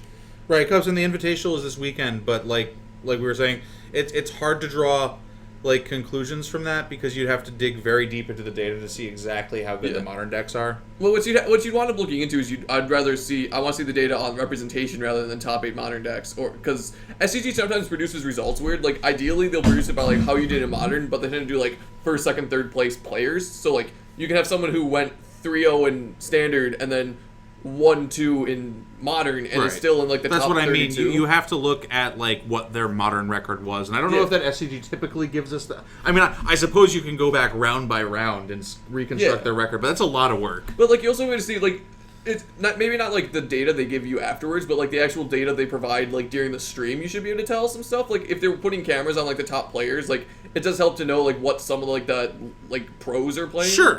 It absolutely it absolutely does matter that like the players who test the most Magic think these are the best decks. Yeah, like that does skew results somewhat though, because they almost have like a slight intermix where it's like everyone finds one good deck and then runs it. Like we saw that at the Pro Tour where suddenly everyone's running the same list of Eldrazi, or everyone's running like this other list of Eldrazi. So like you do get some stuff like that where suddenly all the pros think Ancestral Vision is awesome. We all want our Ancestral Visions. You're gonna get like 20 of the same decks. I mean, Ancestral what Visions. what happened at the Pro Tour was just three teams of pros independently came up with a different Eldrazi disc, Yeah. and it turned out that Ayavugan, Eldrazi Yeah. Temple plus Reality Smasher and Thought Not Seer was just too And then, good. and then you have And it Frank didn't- processor right, build, which it is didn't- only won because it was good. Well, not only build, like it won But- because it was good against the mirror. Right, it just ended up not mattering at all, like Yeah. what the other cards were. I mean, it mattered a little bit. Like Chalice of the Void was a very good choice for that tournament, and we sort of saw that card rotating out of decks after that tournament. But we've got another pairing. Oh, you should go run But out there. it sort of like didn't matter. Want to put Nathan on then? Oh wait, is he running land? Yeah, he's running Lantern. We're gonna put. I guess we're gonna put him on. Alejandro and Nathan. All right, we're gonna put the new match on that's in the top 3, which is going to be Nathan. So we might be commentating on Lantern Control, but he might be running Thopter Foundry, so we can see how that goes. He's a very good pilot of it though, so like it's going to go fast. If you don't like it, we're sorry, but we're trying to also represent top decks since this is the new meta, so we want to show you guys what you can be expecting to face. And unfortunately, you might wind up having to face that. Yeah, sorry, I know not all of you guys are going to be favorite, but like one of the things we do try to do on the stream, especially because it's the new week of Modern, is show you guys who's winning, and then you can be prepared at your tournaments to deal with them. Also, as a reminder, while we're kind of on a slight break, check us out at the SCG Invitational if you are going there. MTGCardmarket is going to have a booth there, so stop by and say hi. We will be selling and buying. And check out our website whenever you're looking for Magic cards. We have a very large stock, and if you're ever in Chicago near the Belmont area, come on by. We do Modern every Wednesday, Legacy every Thursday, so there will also be a Legacy stream tomorrow. And let's see if he actually is running Lantern, or if Shay decides to grab something different. It'll be interesting. Because the other top decks we've already seen, so we want to get you guys something new. Although, I don't know that all of you would care if we wound up commentating on, like, Tron the entire time. We gotta spice it up a little bit. TX Ranger, hello again. We have quite a variety of... He's asking about the meta. We have quite a variety of the meta. We have different collecting company decks. We have few different Ancestral Visions decks. I know some people were testing, but we're actually playing, like, Scape Shift with Ancestral Visions. We got Thing in the Ice. We got Thing in the Ice. If you guys missed the Thing in the Ice match, please go back and watch it in the VODs. It's quite entertaining. Yes. But right now, we're going to go back down to the play area. We've got Nathan Mullen. He's going to be playing against Alejandro Younger. Oh, so yeah, just to bring this up again, watch when this ends. You can go back and watch the previous videos, and it's going to be on YouTube probably within 24 hours. If you guys missed it, there was a Thing in Ice horror deck. We got it on camera. We got a deck tech of it, so go back and check that out. We did have the deck tech up. That was pretty sweet. What is the ignored follow? I don't know. If we ignored you, we're sorry. I don't know what that means. So this should be fun. Also, yeah, you can always tell Nathan by the tats. So it'll be interesting. I play Lantern Control. Shay plays Lantern Control. So We're both like fairly experienced Lantern Control players. we also understand how tilting it is to play against. I don't think it's tilting. I think it's awesome. You like playing against I that deck? love playing against The that deck. mirror is one of the most tilting It's really matchups. skill testing. Yeah, I know, but I hate it. It's fun, but it takes a lot. Viagrasaurus Rex. Thanks for the follow. Thanks for the follow. Yeah, Nathan likes his body to look incredibly well I think it's decorated. got some new ones since I've seen. Yeah, he and my roommate Zeke actually went to there was a little like pop-up tat place, and I know they went together. Oh, was it a? Oh, okay, that's pretty cool. This is round number 4. No, of this 4. is not. This is not Thopter. The He Lantern is, Control. he's playing Coco. Oh, I guess we get Coco then. He's playing Bant Coco. you it guys are looks like. saved. Yeah, it definitely looks like Bant Collected Company to me. Or he's trolling and just playing Lantern with fetches and Noble Hierarchs. Yeah.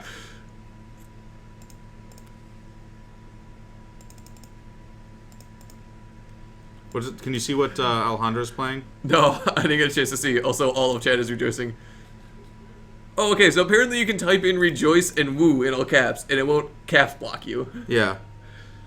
So there is a limit to how much caps we can use. Nant Coco. I like Nant Coco from Nathan. I see Hierarchs. It looks like Infect. Oh, Alejandro's on Infect. We were Okay, We were yeah. talking to him earlier.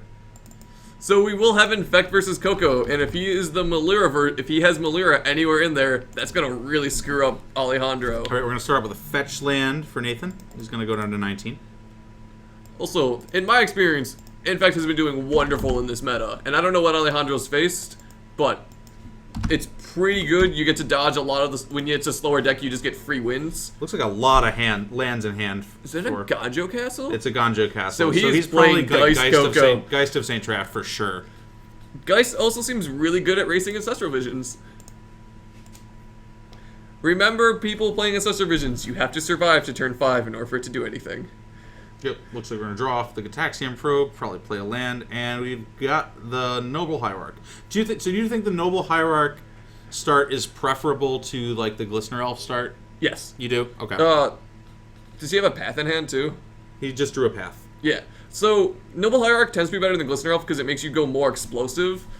It leads to a higher percentage of turn 3 kills through interaction. Mm-hmm. Also, I have played almost no Infect, so... Yeah.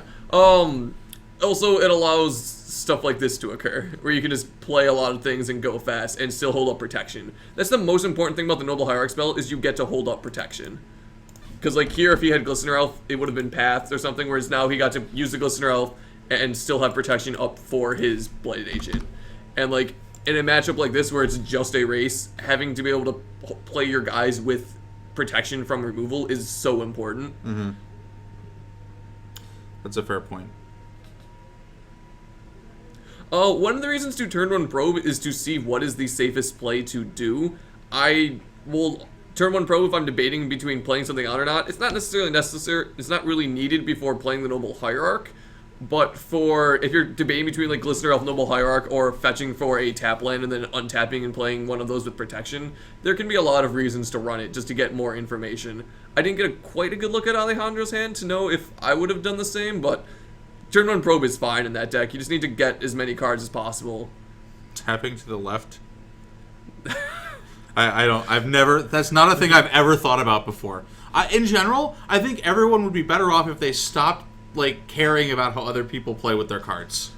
Lands in front all day. Lands in front of my in artifacts front. of Lantern Control. Which is really important.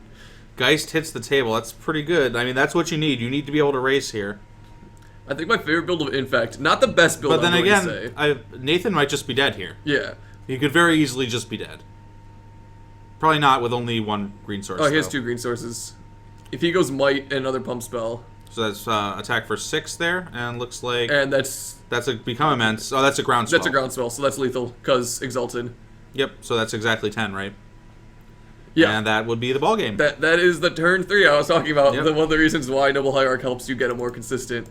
Infect is just so explosive right now, and like that'll just win through a lot of decks. Yep. And like, the Geist is what you need to do. It's makes you a lot better in this matchup than some other versions. Yeah. But you just he had Ooh, he has Reflector Mage in his board. Nathan does. Yeah. Yeah, that makes sense. I don't think he has Malira though, which is sad. He does have Spellskite though. Well, he's not the combo version, which means he Well- probably is not playing Malira. So I've seen an argument for any Court of Calling deck. I don't know if he's running. I don't know if he's only running Coco, but any deck running Court of Calling is good to have Malira. I know a lot of Elves players will run Malira just because it wrecks Infect. Yeah. Like there's no worse feeling as an Infect player to get them to like 8 Infect and then have Malira come down.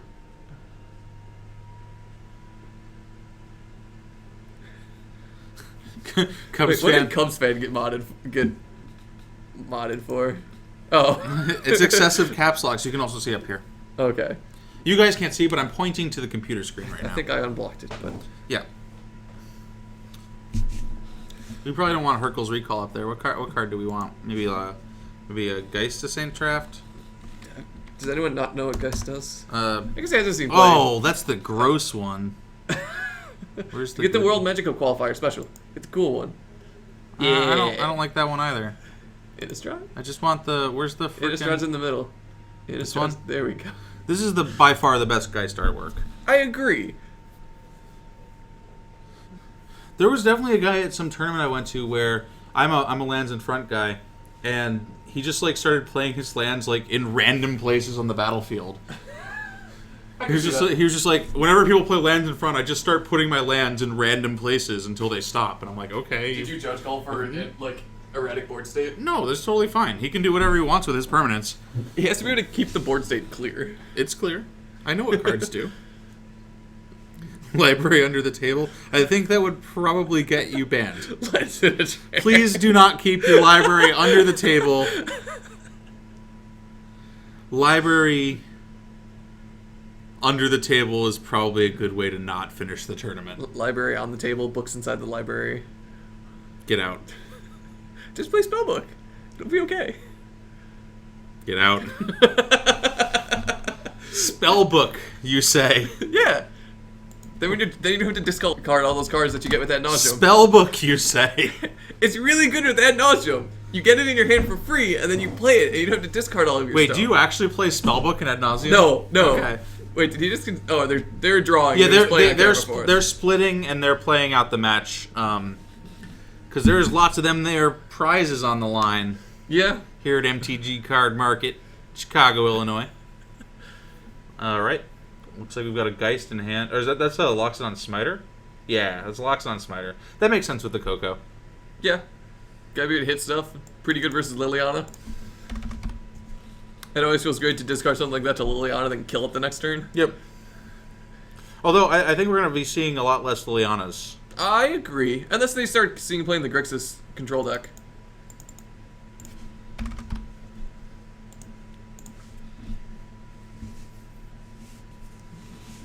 Texas Ranger, you can get out too. Everyone get out. All the library funds. Keep them coming. What is Library of Lang? You don't want to know.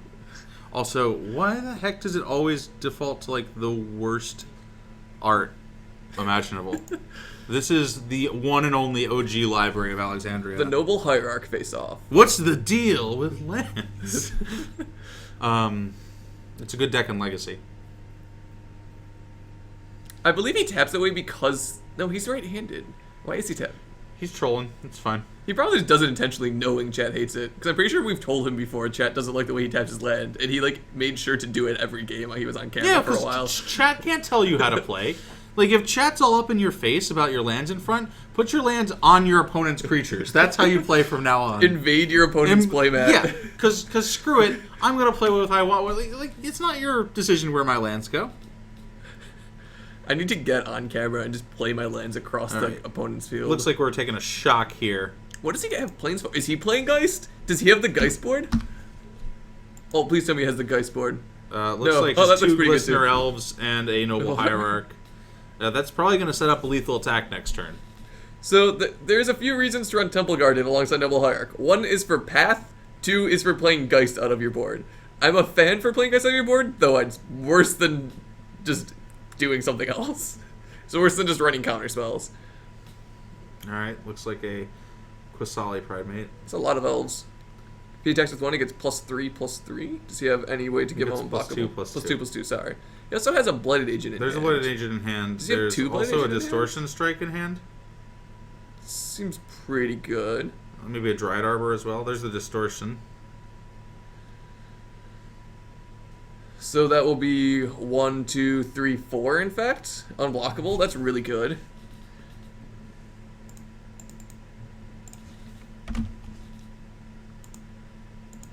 Our neat little Infect counters. Got the second Blighted Agent. Yep. Oh, sorry, first Blighted Agent. You know what would be really good on this board? Engineered Explosives. EE for 1. Yeah. Oh, that's really- Nathan's the on the one-lander's one sad. lander. Yeah. Infect does just seem super good right now. Yeah. That's one of the reasons why I'm running Abs and Coco. When Because you just get such a good matchup versus everything. When I tap my cards, I rip them in half. That's how I do it. I just sleeve it all, just rip my cards in half, and that's how I produce mana. Oh, so now he's at 8, in fact. Okay, we got with in for 2 another Blighted 4. Agents. Yeah, this is not looking good for Nathan. This is one of these stranger hands with Infect I've seen. Well, Nathan's just also just not doing anything. Yeah. He has the fetch line now, but I don't know if he can do anything with it. Looks like he has to figure out a way to kill both of those Blighted Agents, which unless he has Orzhov Pontiff is pretty hard to do. Sure. Especially because Alejandro has 2 mana up. So like he's not gonna be able to kill anything easily. I don't actually know if he has a way around this. No, he's dead. There's no way he's not dead, right? I don't know what's in his deck. If he has Echoing Truth like Nick did. Just get there. Like, he can attack with 3 attackers that he can't block, and then a pump on any of them is lethal. I guess this works, too. I see nothing. There's a Coco in hand, but he can't cast it. Yeah, that's just didn't have that's anything. just lethal. Yeah, that's a little bit of a anticlimactic Finish. game there. So Since we were only 10 minutes in the round, do you want to go run and try to yeah, find I'm definitely another? gonna try to find another match. Infect excels in being bad for coverage. Well, that's good. We got to talk about it. You guys got to see it. Yep. I might have to start running Distortion Strike again, but I've been liking my Slip Through Space instead. Alright, so Shay's going to go and try to find us another match. Well, we take a look at that. Of course, that was a little quick, but that's kind of the point of Infect. You just try to get in there, murder everything, and then take time to eat food and get a drink. Take a break between rounds.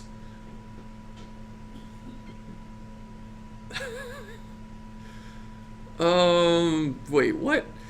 He could Thing and Ice pro mana. Yes, he theoretically could flip a Thing and Ice there, but wasn't that much. Yeah, so Infect is good right now. It is kind of frustrating to play against because either you have the way to prevent them or you die. It's an all-in. It's just a really aggro combo deck. But yeah, that was kind of textbook what Infect wants to do. Just get through with as much as you can. He got the turn 3 game 1, and that match he kept a slower hand, but like if Nathan did have removal, he was still really far behind because like he just had the 2 Glistener Elves, 2 Blight Agent, and the Inkmoth Nexus, so he just had so much that like so many creatures on board that could get through. So any 1 or 2 pump spells would have been really good. Nope. So we looked at his sideboard. He did not have a Malira to bring in. That was one of the things I was talking about, and I think that's because he's not running Chord. I believe he's only running Collected Company, so it's a lot harder to hit Malira consistently. So, Getting a match going on right now. what do we got going on? We got Nick going back on camera. All right, He speaking of, says he's filled with sadness because he wanted to let the stream finish up thinking the deck was playable. he's currently down a game. He's playing against Tony Skripchek, and Tony is on Tooth and Nail, which is also a sweet deck. ooh, so we are bringing Thing and Ice back. I don't think we actually have any Lantern players here. Then I might have to change that next week. Run Lantern Sword. How do I spell Tony's name? Tony. His last name. I can't even pronounce that. Okay, all you had to do was tell me the letters, and you failed at that. Alphabet. It's too late. It's too late to apologize. It's never too late. It's not too late. Tooth and nail. And are these 2 1s? Yes. They both have 6 points. But yeah, so if you want to see the... So we're going to see Thing and Ice. Nick saying it's having slight problems now, but if you want to see it in all its glory, go back and watch our second match of the night. Second full match of the night, and you'll get to see him run that deck. It was pretty cool. And you guys can check that out either on YouTube, most likely sometime tomorrow it will be up, or when this stream is done, you can watch the Twitch replays or previous videos. I don't actually know. Are we using OBS or XSplit? This is OBS. This is OBS. Also, as a reminder, if any of you guys are going to be out at the SCG IQ at the end of this weekend, MTG Card Market will be there vendoring. Not the IQ. No, not the The IQ, actual sorry. The actual invitational. invitational. The SCGI. The invitational. If you guys are going there, come out and say hi to all the people at MTG Card Market. We will have a booth. All right, looks like we're going to go to 19 for Nick. He's cracking that polluted delta. Probably going to be getting himself one of them watery graves. Looks like it's coming in to play tapped. I just want Tony to get an Emrakul and then have Nick flip his thing in ice. Tony doesn't get an extra turn, but he won't have an Emrakul anymore. Which is winning on some level. Yep. Alright. Looks like that was all end of turn. No accelerant on turn 1 for Tony. That's not where he wants to be. And looks like, are we going to get a horror? Nope, that looks like a Dark Confidant coming into play. Looks like Nick is considering. Now Cubs fan is... Torpor Orb, that's pretty good here. Yeah, Cubs fan is now tilting because Nick is tapping to the left. He also taps his cards only halfway. Yeah, that's about a 60 degrees tap. Yeah. Yeah, poor Cubs fan. Commander Mouse with the horror of it all pun, for those who aren't reading chat. Looks like the Voyaging Satyr from Tony. We're going to pass it back Nick's way. We're going to play a third land. Looks like we're going to go with the, looks like a Gitaxian Probe here. See what Nick's working with. He paid mana for it, though, didn't he? Oh, he did, you're right. We've got, looks like a Primetime, a Xenagos, a Garruk, and I do not know what that last card is. Along with a Castic Wolfrun and a Nick. I have no idea what that last card in his hand is. Is that a fog? Chat, can we can we get some confirmation as to what that... No, it's not a choke. Wild Growth? It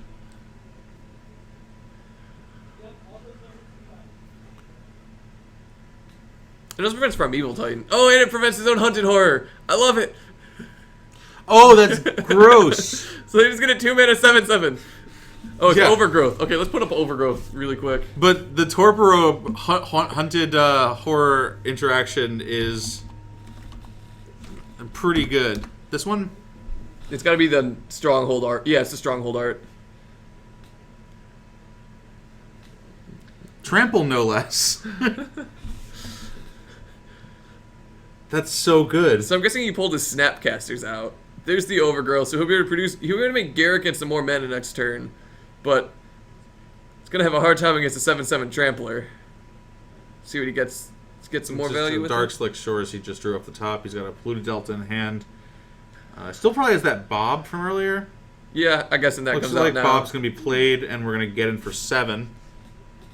I mean... Could block. He's not gonna, but he could. So let's see. He can produce 1, 2, 3, 4, 5, 6, 7 mana right now. 8 with the Nykthos. Yep, we could get a Xenagos here. We could probably just get a Garruk coming out. That's 4 mana. Oh, he could have tapped for much more than that, than like 10. He can hardcast Primetime, but Torpor Orb stops him from getting lands. But having a 6/6... Also, look at your 6/6 Trampler into the 7/7 Trampler. Yeah, Primetime with the Torpor Orb in play is just worse than Hunted Horror by like a lot. Which is really funny. Looks like a Nissa. Oh, Looks Nissa's like pretty all good. Planeswalkers. Well, like He can just Nick he can can play just- his entire hand. Nick can just kill both of these Planeswalkers, right? Yeah, but Tony can now play his entire hand. Is that a Liliana in Nick's hand? No, he didn't have it he didn't have a Liliana in the deck.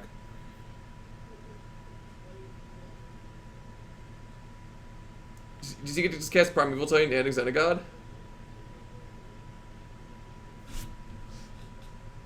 Looks like that might be what's happening. That's 12 damage. That is a very real way to race. Pull up Xenagos on the stream for you folks. I'd imagine he has enough mana to do that. Primeval Titan hit the board. He's gonna have exactly nothing. Tony has played 15 mana worth of spells this turn so far. Oh, he didn't have enough to also cast Xenagod.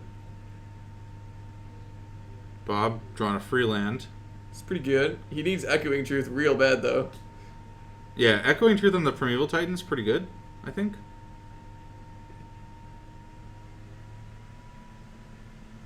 Because then you can just kill one of the Planeswalkers for free.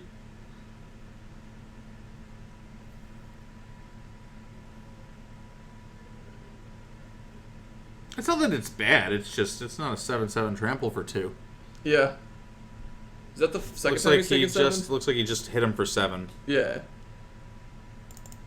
We're gonna go down to 6. Here comes Xenagos. Garrick's gonna go up, I think. Nope. First we're gonna have Nissa go up, untap all the lands. What did we draw for the turn? Was that a primal command, maybe? There's a question from chat. He did not miss his ETB trigger on Primeval Titan because of Torpor Orb. Correct. There's also a Kessig Wolf Run in play. That's pretty good here. That's That a just- lot is that lethal? of mana. Nick might have spells in hand? I think it's just lethal if Nick doesn't have an Yeah, answer. if Nick doesn't have an answer, that is just lethal off the +X doubles, like +X trampler. Because we've got 1, 2, 3, 4, 5, 6, 7, 8, 9, 10. It is primal command.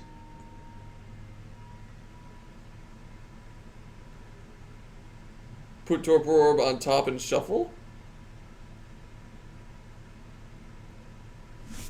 Torpor doesn't do that much though, because Primeval Titan already gets the lands. Yeah, I don't. Oh, he's making Nick draw the Torpor Orb. Yeah, you put it on top. Oh, Nick had all lands. Yeah, that was not great. That is very unfortunate in his 21 land deck. Yeah, it's true. He doesn't run. He doesn't run a lot of lands, Yeah, he's only running. and he drew 21 like 9 land. or so of them that game. Yeah, he's running 21 lands because his curve stops at 2. Yeah. So that is not ideal how that goes. Yeah, I don't understand the primal command play there either. I think. Oh, the Primal Command play was putting on top of his library and then probably gaining 7. So then even if Nick had an out to bouncing the Primeval Titan, he just does it again next turn. And can just kill him. Sure. So that was the, if Nick has any out, you just put the Torpor Orb on top and then do something else so that Nick just can't draw a second out. Let's see if we can get. We want to go out there and see if we can get one more match for us. Let's see if we can get one more. One more. We've got 28 minutes left in this round. There's probably. Was that game 3 or they still have game 3? That was game 2, but Nick is winning. Tony just won 2-0. Oh, okay. Yeah.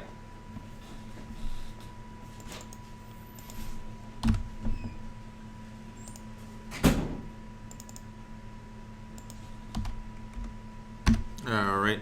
We're going to send Eric out there, see if we can get another game for us. This is probably going to be our last game of the night. Not this one that you just saw. We're probably going to get one more, which will be our last game of the night. And hopefully we can get something sweet on there for you. Once again, I want to thank everyone for joining us here tonight at MTG Card Market and our stream on Twitch. You can follow. You can come here every Wednesday and Thursday night. On Wednesday nights, we have all of this sweet modern action. And on Thursday nights, Greg and Phil usually take you through our legacy tournaments, which are pretty sweet as well. Once again, thank you for coming and checking us out. And we're going to try to squeeze one more in for you. Yeah, Dutch, the Tooth and Nail deck is sweet. I mean, he's not doing anything super fancy. He's just like trying to cast a 9 mana spell and win the game, right? It's a lot more honest than casting a 4 mana spell and winning the game.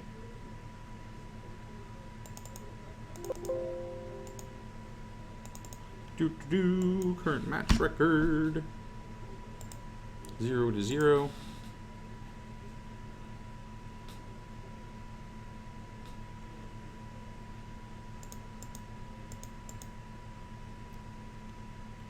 All right. All right, we're gonna have Nick back on with Merfolk, Nicholas Peras, Okay. and we've seen who he's facing before. I believe. It's Nick Gajeri.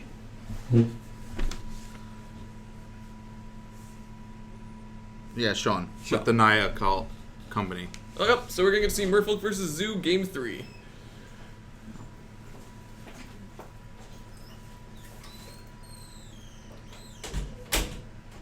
This is game 3. Yes. So it is 1-1. That is what. It could also Game be 3 means- one. It could also be one win, one draw. It could be that, but I've done it's that on almost. camera. It's almost certainly not. Probably not in So Zoo versus Merfolk. We've got Sean on the right and Nick on the left.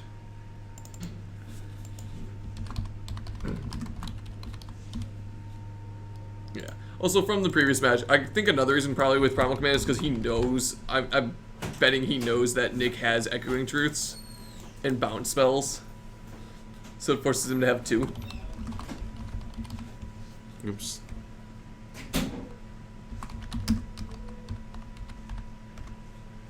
Company. You know, typos are a thing, right? Nah, no such thing. The folk. You can also pretty much call the humans deck in standard the folk. No. The village folk. Village people. The village people. I need to start playing humans instead of just so I can call my deck the village people. All right. Looks like we're gonna get a little shuffle. This might be a better matchup for Defolk than the last one. I don't know about that though, because they have bolts, paths, helix, really aggressive. I would be surprised if you had Helix in this deck. It wouldn't surprise me. Oh, I guess not. Maybe not because he's running Coco, but like you still You have bolts and probably paths. have Helix in the board, if at all. Yeah. I think you probably don't want more than 8 pieces of slot removal. Yeah, but this is just a pure race, and it's gonna be dependent on draw. Like obviously, like it's 1-1, so The thing is that like Merfolk is just a deck that's very good in creature mirrors. yeah. It just is a deck that's very good at blocking your creatures and not letting you block its creatures. But Zoo's also very good at killing people on turn 4. But Sean's not a zoo deck. He's got some zoo elements in him, but he's much slower. That's fair. He's running Knight of the Reliquary and Collected Company. He's not running Goblin Guide. That's fair. But that also means his creatures are harder to block. But he is also really soft to Spreading Seas because his mana base matters a lot. Sure. I just think that like as a player who used to play a lot of Merfolk, I was always pretty happy to see like a green creature deck across the other side of the table. That's fair. Unless that green creature deck was elves. Or Infect. No, Infect's actually a fine matchup. That's not awful. You should tell Eli that. Eli thinks every matchup is a bad matchup. He's also never won against me. Yeah, but he did beat that deck to like lock his top 8 for the last 2K he played with it. Oh, nice. It's the remember top that. 8. And You then he you lost also the top 8 at Yeah. that event. I top 8 that. I actually took second place on record with Infect. Did you guys chop a top 4 or whatever? Yeah, we chopped the top 4, and then Daniel took technical first. I took technical second Yeah. because we had to report something. Yeah. Looks like Fishies. Oh, that's Tidebinder pretty good. Mage. Tidebinder Mage was a card that was getting cut from a lot of Merfolk lists right during the Eldrazi meta. We might start to see a comeback now that people start playing more green creatures. Imagine that it doesn't tap an Eldrazi. Yeah. That seems pretty relevant. Yeah. When Harbinger of the Tides had first been printed, you were seeing a lot of 2/2 splits with Tidebinder Mage. But towards the end of the Eldrazi winter, we were seeing almost exclusively 4-ofs of the Harbinger. Scavenging Goo is going to come down. I like that there are no fetch lands in Nicholas's deck. It means that it's very easy for me to keep track of life. Yeah. Also, he's not gaining life from. Sean's actually at 19 though. I managed to still screw it up. Yeah, he did take one. He took one off the Curse Catcher. curses. Lord of... Go away. This is why we're down to 66 viewers. It's your fault. I think we're down to 66 viewers because it's the end of the night. That's true. We always spike during round 2 and 3. Right, it's 11 p.m. here in the Midwest. People have jobs and stuff. Also, I think we're threatening to put Lantern on. Everyone just left. Looks like we're going to get in there. Why is Curse Catcher getting in there, do you think? Because you don't care if it trades with the skews? It doesn't trade with the skews. Oh, I guess it does trade with the skews. Derp. Yeah. He took 5 off Yeah, that. so he's at 14. 12. 12. Oh, and he took 2 damage the first turn, which we missed. Yeah.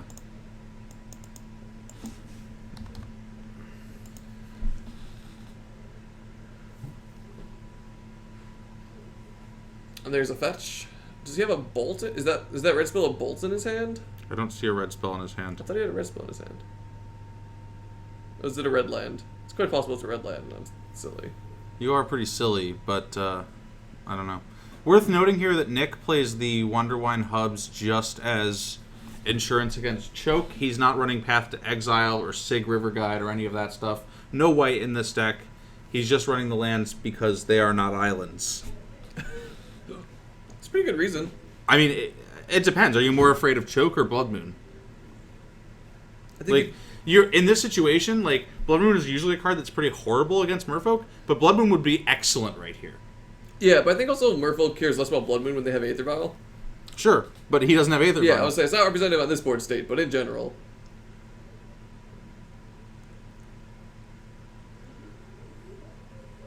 I mean- That's pretty much game in Nick's favor.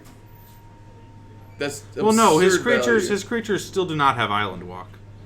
Yeah, but that's isn't that a spread? What's that last card in his hand?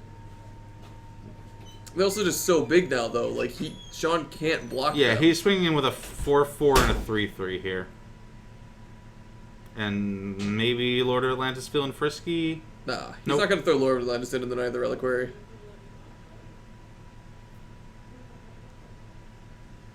What's the best? Do you just double block the Tidebinder Mage or just take it? I feel like not. Like Sean just doesn't have any good options.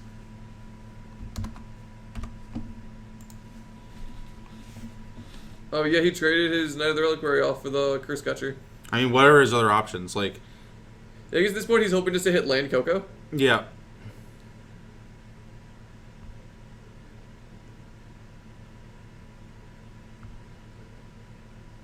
Lords are pretty good.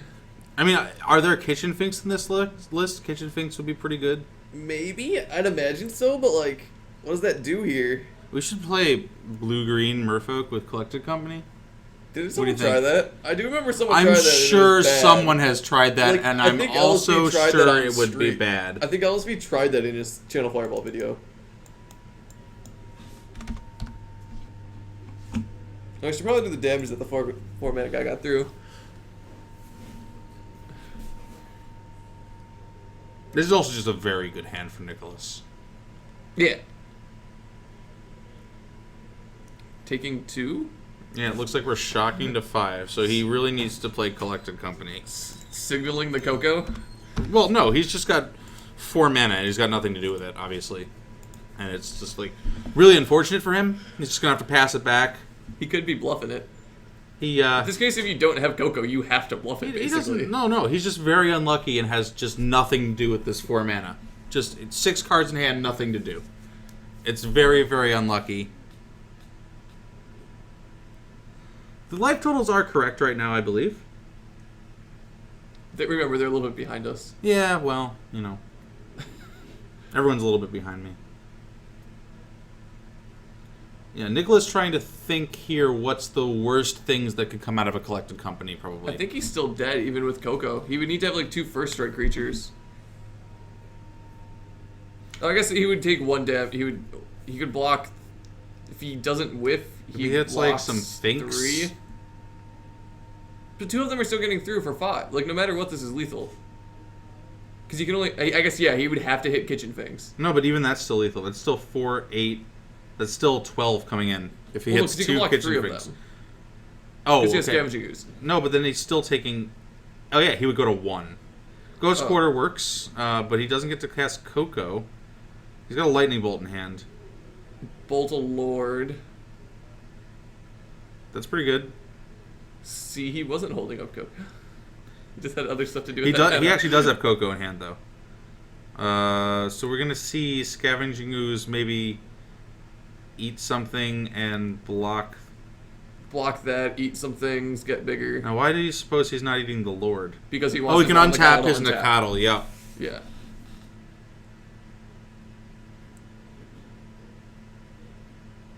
Gonna go to 6 here. All right. Sean's not out of this yet. Does he go to 7 because he eats 2 things? Did he eat 2 things or just 1? He's eating the Lord and the Curse Catch. That makes sense. Pretty sure he did. He tapped 2 green mana for it, so yeah, it was 2 counters. So he definitely ate All 2 right, and then he takes 1, 2, 3, 4, 5. Yeah. Oh, I guess he left the Lord in and ate the other 2. He probably said eat 2 creatures. Go into 2. Tidebinder Mage. Harbinger's gonna bounce the Wild Nakatl. Wild Nakatl, which is like fine. Oh, he's got blockers. Okay. It's a game of Magic, folks. Not dead. Yeah, hashtag not dead yet. If he gets Island Walk, though, he is. Well, yeah, he's dead at any point during this game where Nick draws a Spreading Seas. Ooh, did he draw a land? He drew. It looks like he drew another. It looks like he drew an Aether Vial. He drew another Lord. That's still not lethal. Very close, I see. I don't know that Nicholas can attack here. No, because you block the. I don't know that I like this attack.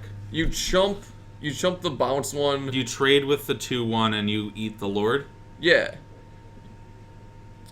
Because the Lord is a Because you 3/3. can also trade with the Lord. It doesn't actually matter that much. Right. And you can trade with... Either way, you you'll- eat something, Yeah. chump something, and trade with something. Yeah. 2 things die on his board, 2 things die on... Yeah, I don't like that attack. What could Nicholas have here that makes that attack good? Path tax. Nick doesn't play that. Vapor Snag? Dismember? Like, if you had those cards, you just do it pre-combat, right? And then you win. You don't win, though. Oh, yes, you would. Yeah, I you don't would know. be. You would win. I guess he's just trying to make it so Sean can't tap Coco, can't cast Coco. But Sean's 'cause- tapped out. No, Well, no, because if you don't kill the Noble Hierarch, Sean untaps and can cast Coco. I think that was a horrendous attack. Because that's the only logic I can think is if he doesn't want him to be able to untap and cast Coco. Yeah. But you're just trading your whole board. Yeah. I guess the thought process is if you draw Spreading Seas, you're going to win anyway. But you're not now. Because Scavenging Ooze is going to start getting 3 a turn. Does he have removal in his hand, or what is he holding in his hand? It's an Aether Vial. No, Sean. Path. Sean has a okay. Path to Exile. And then eat 2 more guys, make my skews big, Go gain to some 5. Yeah. Yeah, this game's over, I think. I think that attack was absurd. He might have thought it was his only option if he was scared of Coco. But, yeah, definitely, like, as we're No, seeing, because what it's not he's good in done the long here run. is he's made Island Walk not an option. Yeah. I think that was one variant. Like, if you keep 10 power on board, any Spreading Seas is very lethal. I wonder if he cut Spreading Seas. No, there's no way. Well, I mean, I guess there's a way, but I would not think that that's what you would want to be doing. Yeah, I think it was... He thought he could win the next turn.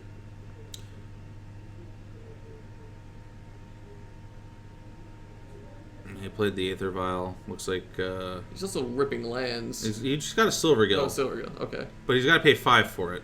I got to pay. Oh, that's a Master Waves. My apologies. Master Waves going to come along with 3 Elemental tokens here. That's pretty good unless Sean has Path. They're not horrendous, but Oh, Coco now. But Sean is, like, I think we're past the part of the game where Sean's in danger. Like, Sean can get 2 creatures here. Though it does kind of look like he might have whiffed there. Yeah. Did he full wow, whiff? he whiffed. Oh. That's very unlucky.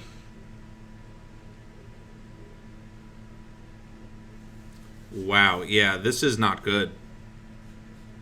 I see a land and perhaps, is that a lightning helix? Oh, is that a warship? Oh!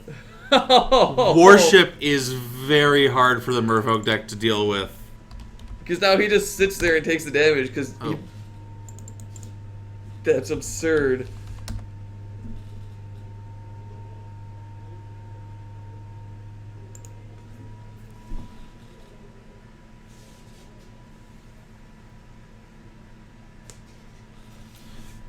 So it's possible that Nick plays Echoing Truth in his deck. I don't know that this is a matchup you bring it in against, though. Unless he saw Worship Game 2.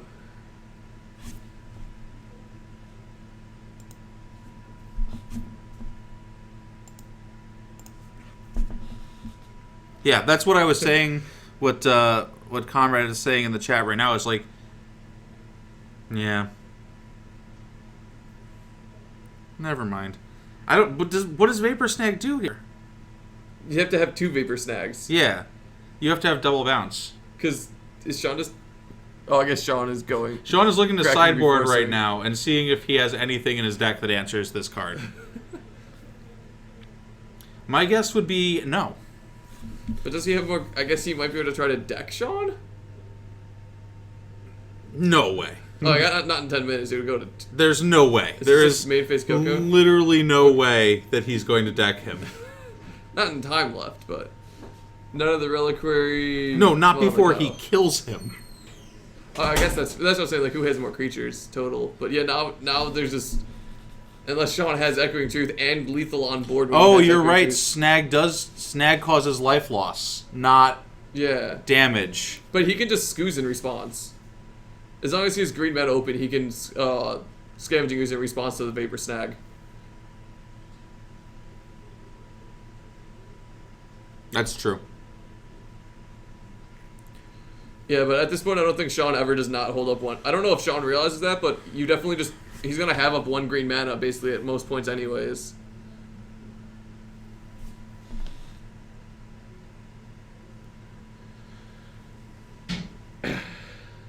Stony Silence says...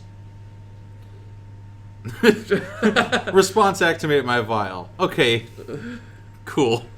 You can still uptick it. Yeah, because that is not a activated ability.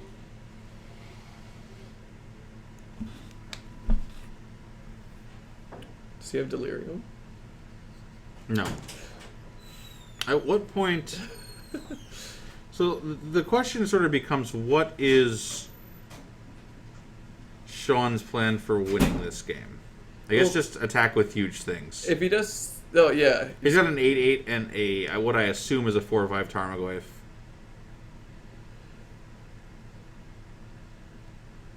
Nick drew something. Maybe another Master Master? Waves? No, it's 5 mana. Silver Gill Adept for 5 mana. So I gotta imagine Nick just has to try to build up his deck, build up his boards as much as he can, then try to hit Echoing Truth on the Worship. Yeah, I'm not super impressed by the Stony Silence against Merfolk either. I guess it depends if he had a lot to bring out. Scooze is now permatap. But I can't imagine that just like a random creature isn't better. Yeah. Alright, Scoo's gonna go up. I mean, eventually Nick has to run out of chump blockers for these gigantic creatures, right? I see land, creature, instant, and I don't see sorcery. Yeah, so it's a 3/4. That actually makes sense. There's not a lot of sorceries in either of these decks. These decks don't really play. I can't think of any sorceries that either of these decks would play.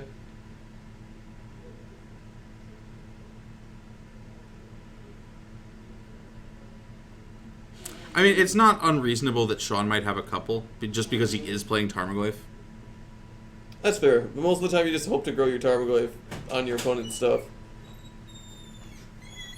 That's not necessarily true. There are like legacy decks, like legacy Rug Delver decks that run cards like Tarfire to get tribal in their graveyard. That's fair. But I don't think Naya Company wants Tarfire.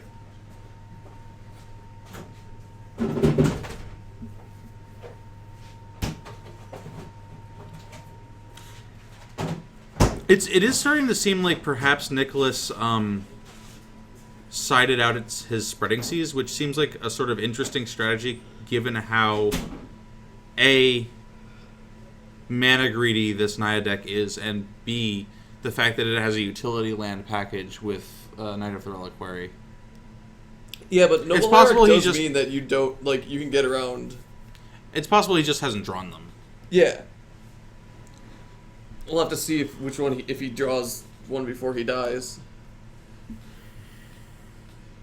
If he draws one, he has a good shot of winning, but I also don't know. I'd have to imagine he'd leave in Vapor Snag.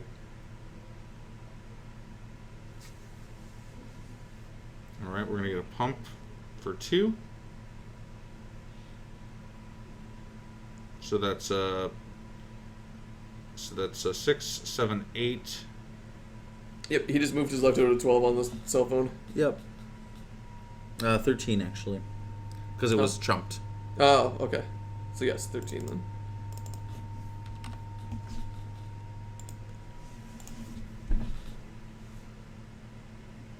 Yeah, you're right. He didn't leave green up.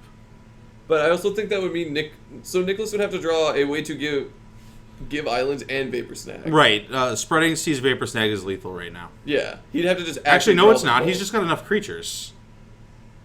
He can just Vapor Snag is lethal now. Oh yeah.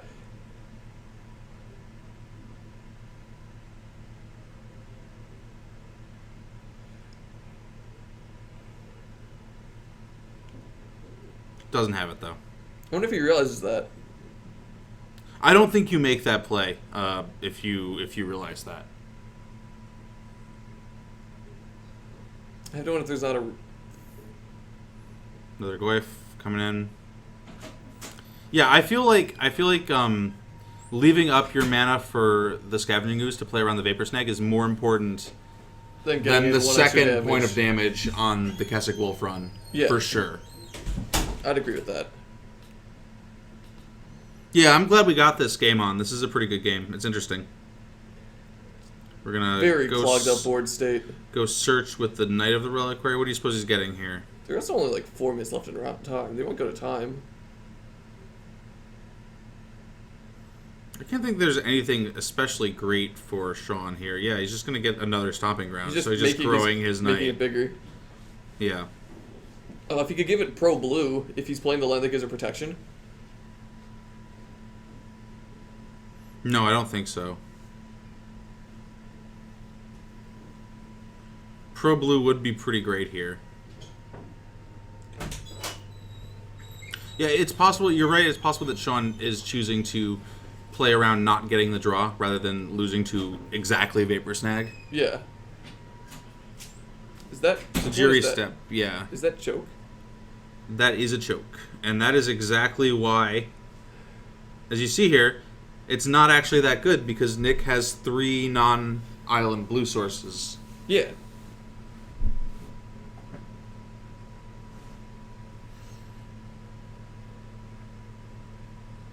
Another lord. Yep. So I wonder if Sean is facing the clock at least. So like, I'm trying to figure out what if he's waiting. What is he specifically waiting for? We have double. He's going to go down to 5, it looks like. Did he crack there? Yes, he cracked there.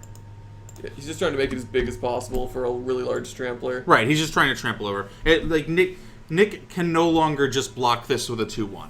Yeah, Because I think but he that's... can trade his entire board for it. Sure. Which isn't good. But then the Tarmogoyfs can start getting Yeah. in. Actually, I wonder if he swings with everything. If he would have lethal. Like, Nick needs to... We got a D20 on there now. Nick needs... It pretty much is Vapor Snag or Bust here for Nick. What are they doing? Oh, we're getting a little... Make it so we can see the dice. A little clear up on the dice there, thanks to whomever did that one for us.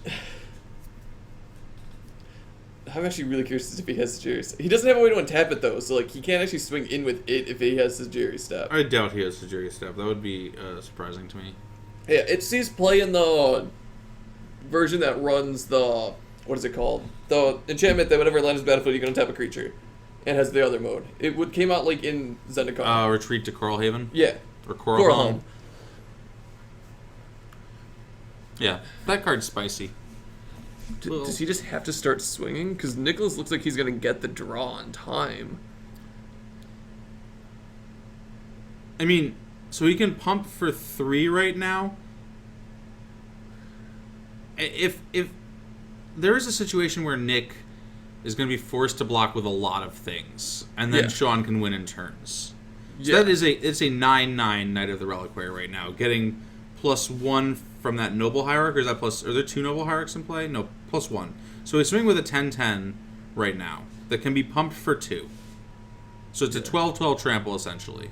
Looks like he's I'm sorry, it throwing can be pumped for 3. How many 2-1s is he throwing in front of it? So if Nick doesn't block with if Nick only blocks with 1, he's dead.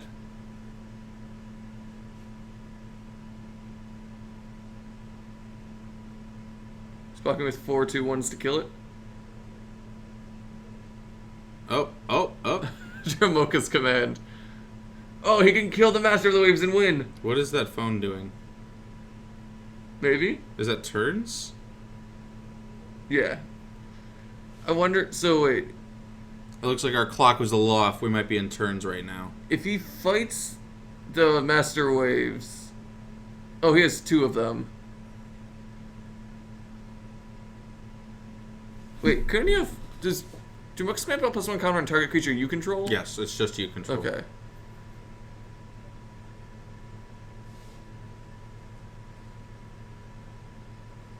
I don't know what that cell phone is supposed to be there. Maybe it's turns, but it's certainly not doing anything for us. Alright, Jamoka's command. Gonna resolve. Merfolk token, go and bite the dirt. I don't know exactly how much damage he took there. I don't think Sean can win before they end turns. I don't think there's any Oh, damage. he's getting in there. Or does he have the Vapor Snag? Do we have the Vapor Snag? Is this the Vapor Snag? He has the Vapor Snag! But there's a creature in the graveyard, and he still has green mana up. No, he's not dead. He's not dead. He's got the Noble Hierarch. No! Oh! Well, that was an unfortunate way to end. Do we tell him? That was an unfortunate way to end Yeah, so he did scoop. a really great match there. But, I mean, I get that goes to overemphasize the point, right? You've got to make your opponent see it, right? Like, Yeah. if you're Nick in that position, you've got one out. You've got to make your opponent see it. Sean didn't see it, and Nick is going to earn the win. That being said, that brings us to the end of our 4 rounds here at MTG Card Market. My name again is Shay. This is Eric, and we've really enjoyed having you here with us tonight. You're pointing to me like they can see me. Well, I should go back to the booth, then, is actually what we should do. You yelled at me for waving, so I have to give you grief. You gotta give me lots of grief. Join us here tomorrow night. We're gonna have some sweet Legacy action. I think Greg is not here this time. I don't know who's doing. I think they're at the Invitational. They're going to the Invitational, and Greg is also getting ready for the Pro Tour. Yeah, I don't believe anyone signed up for it yet. So we'll see who that is, or if there is one. But we've enjoyed having you here with us tonight for Modern, and that's all going to be all for us tonight. Yeah. Reminder, come out and visit us at the Invitational. Because we will be there. Well, I won't. Well, MTG Card Market will be there. But me and Eric will not. For Eric and everyone here at MTG Card Market, you guys all have a good night.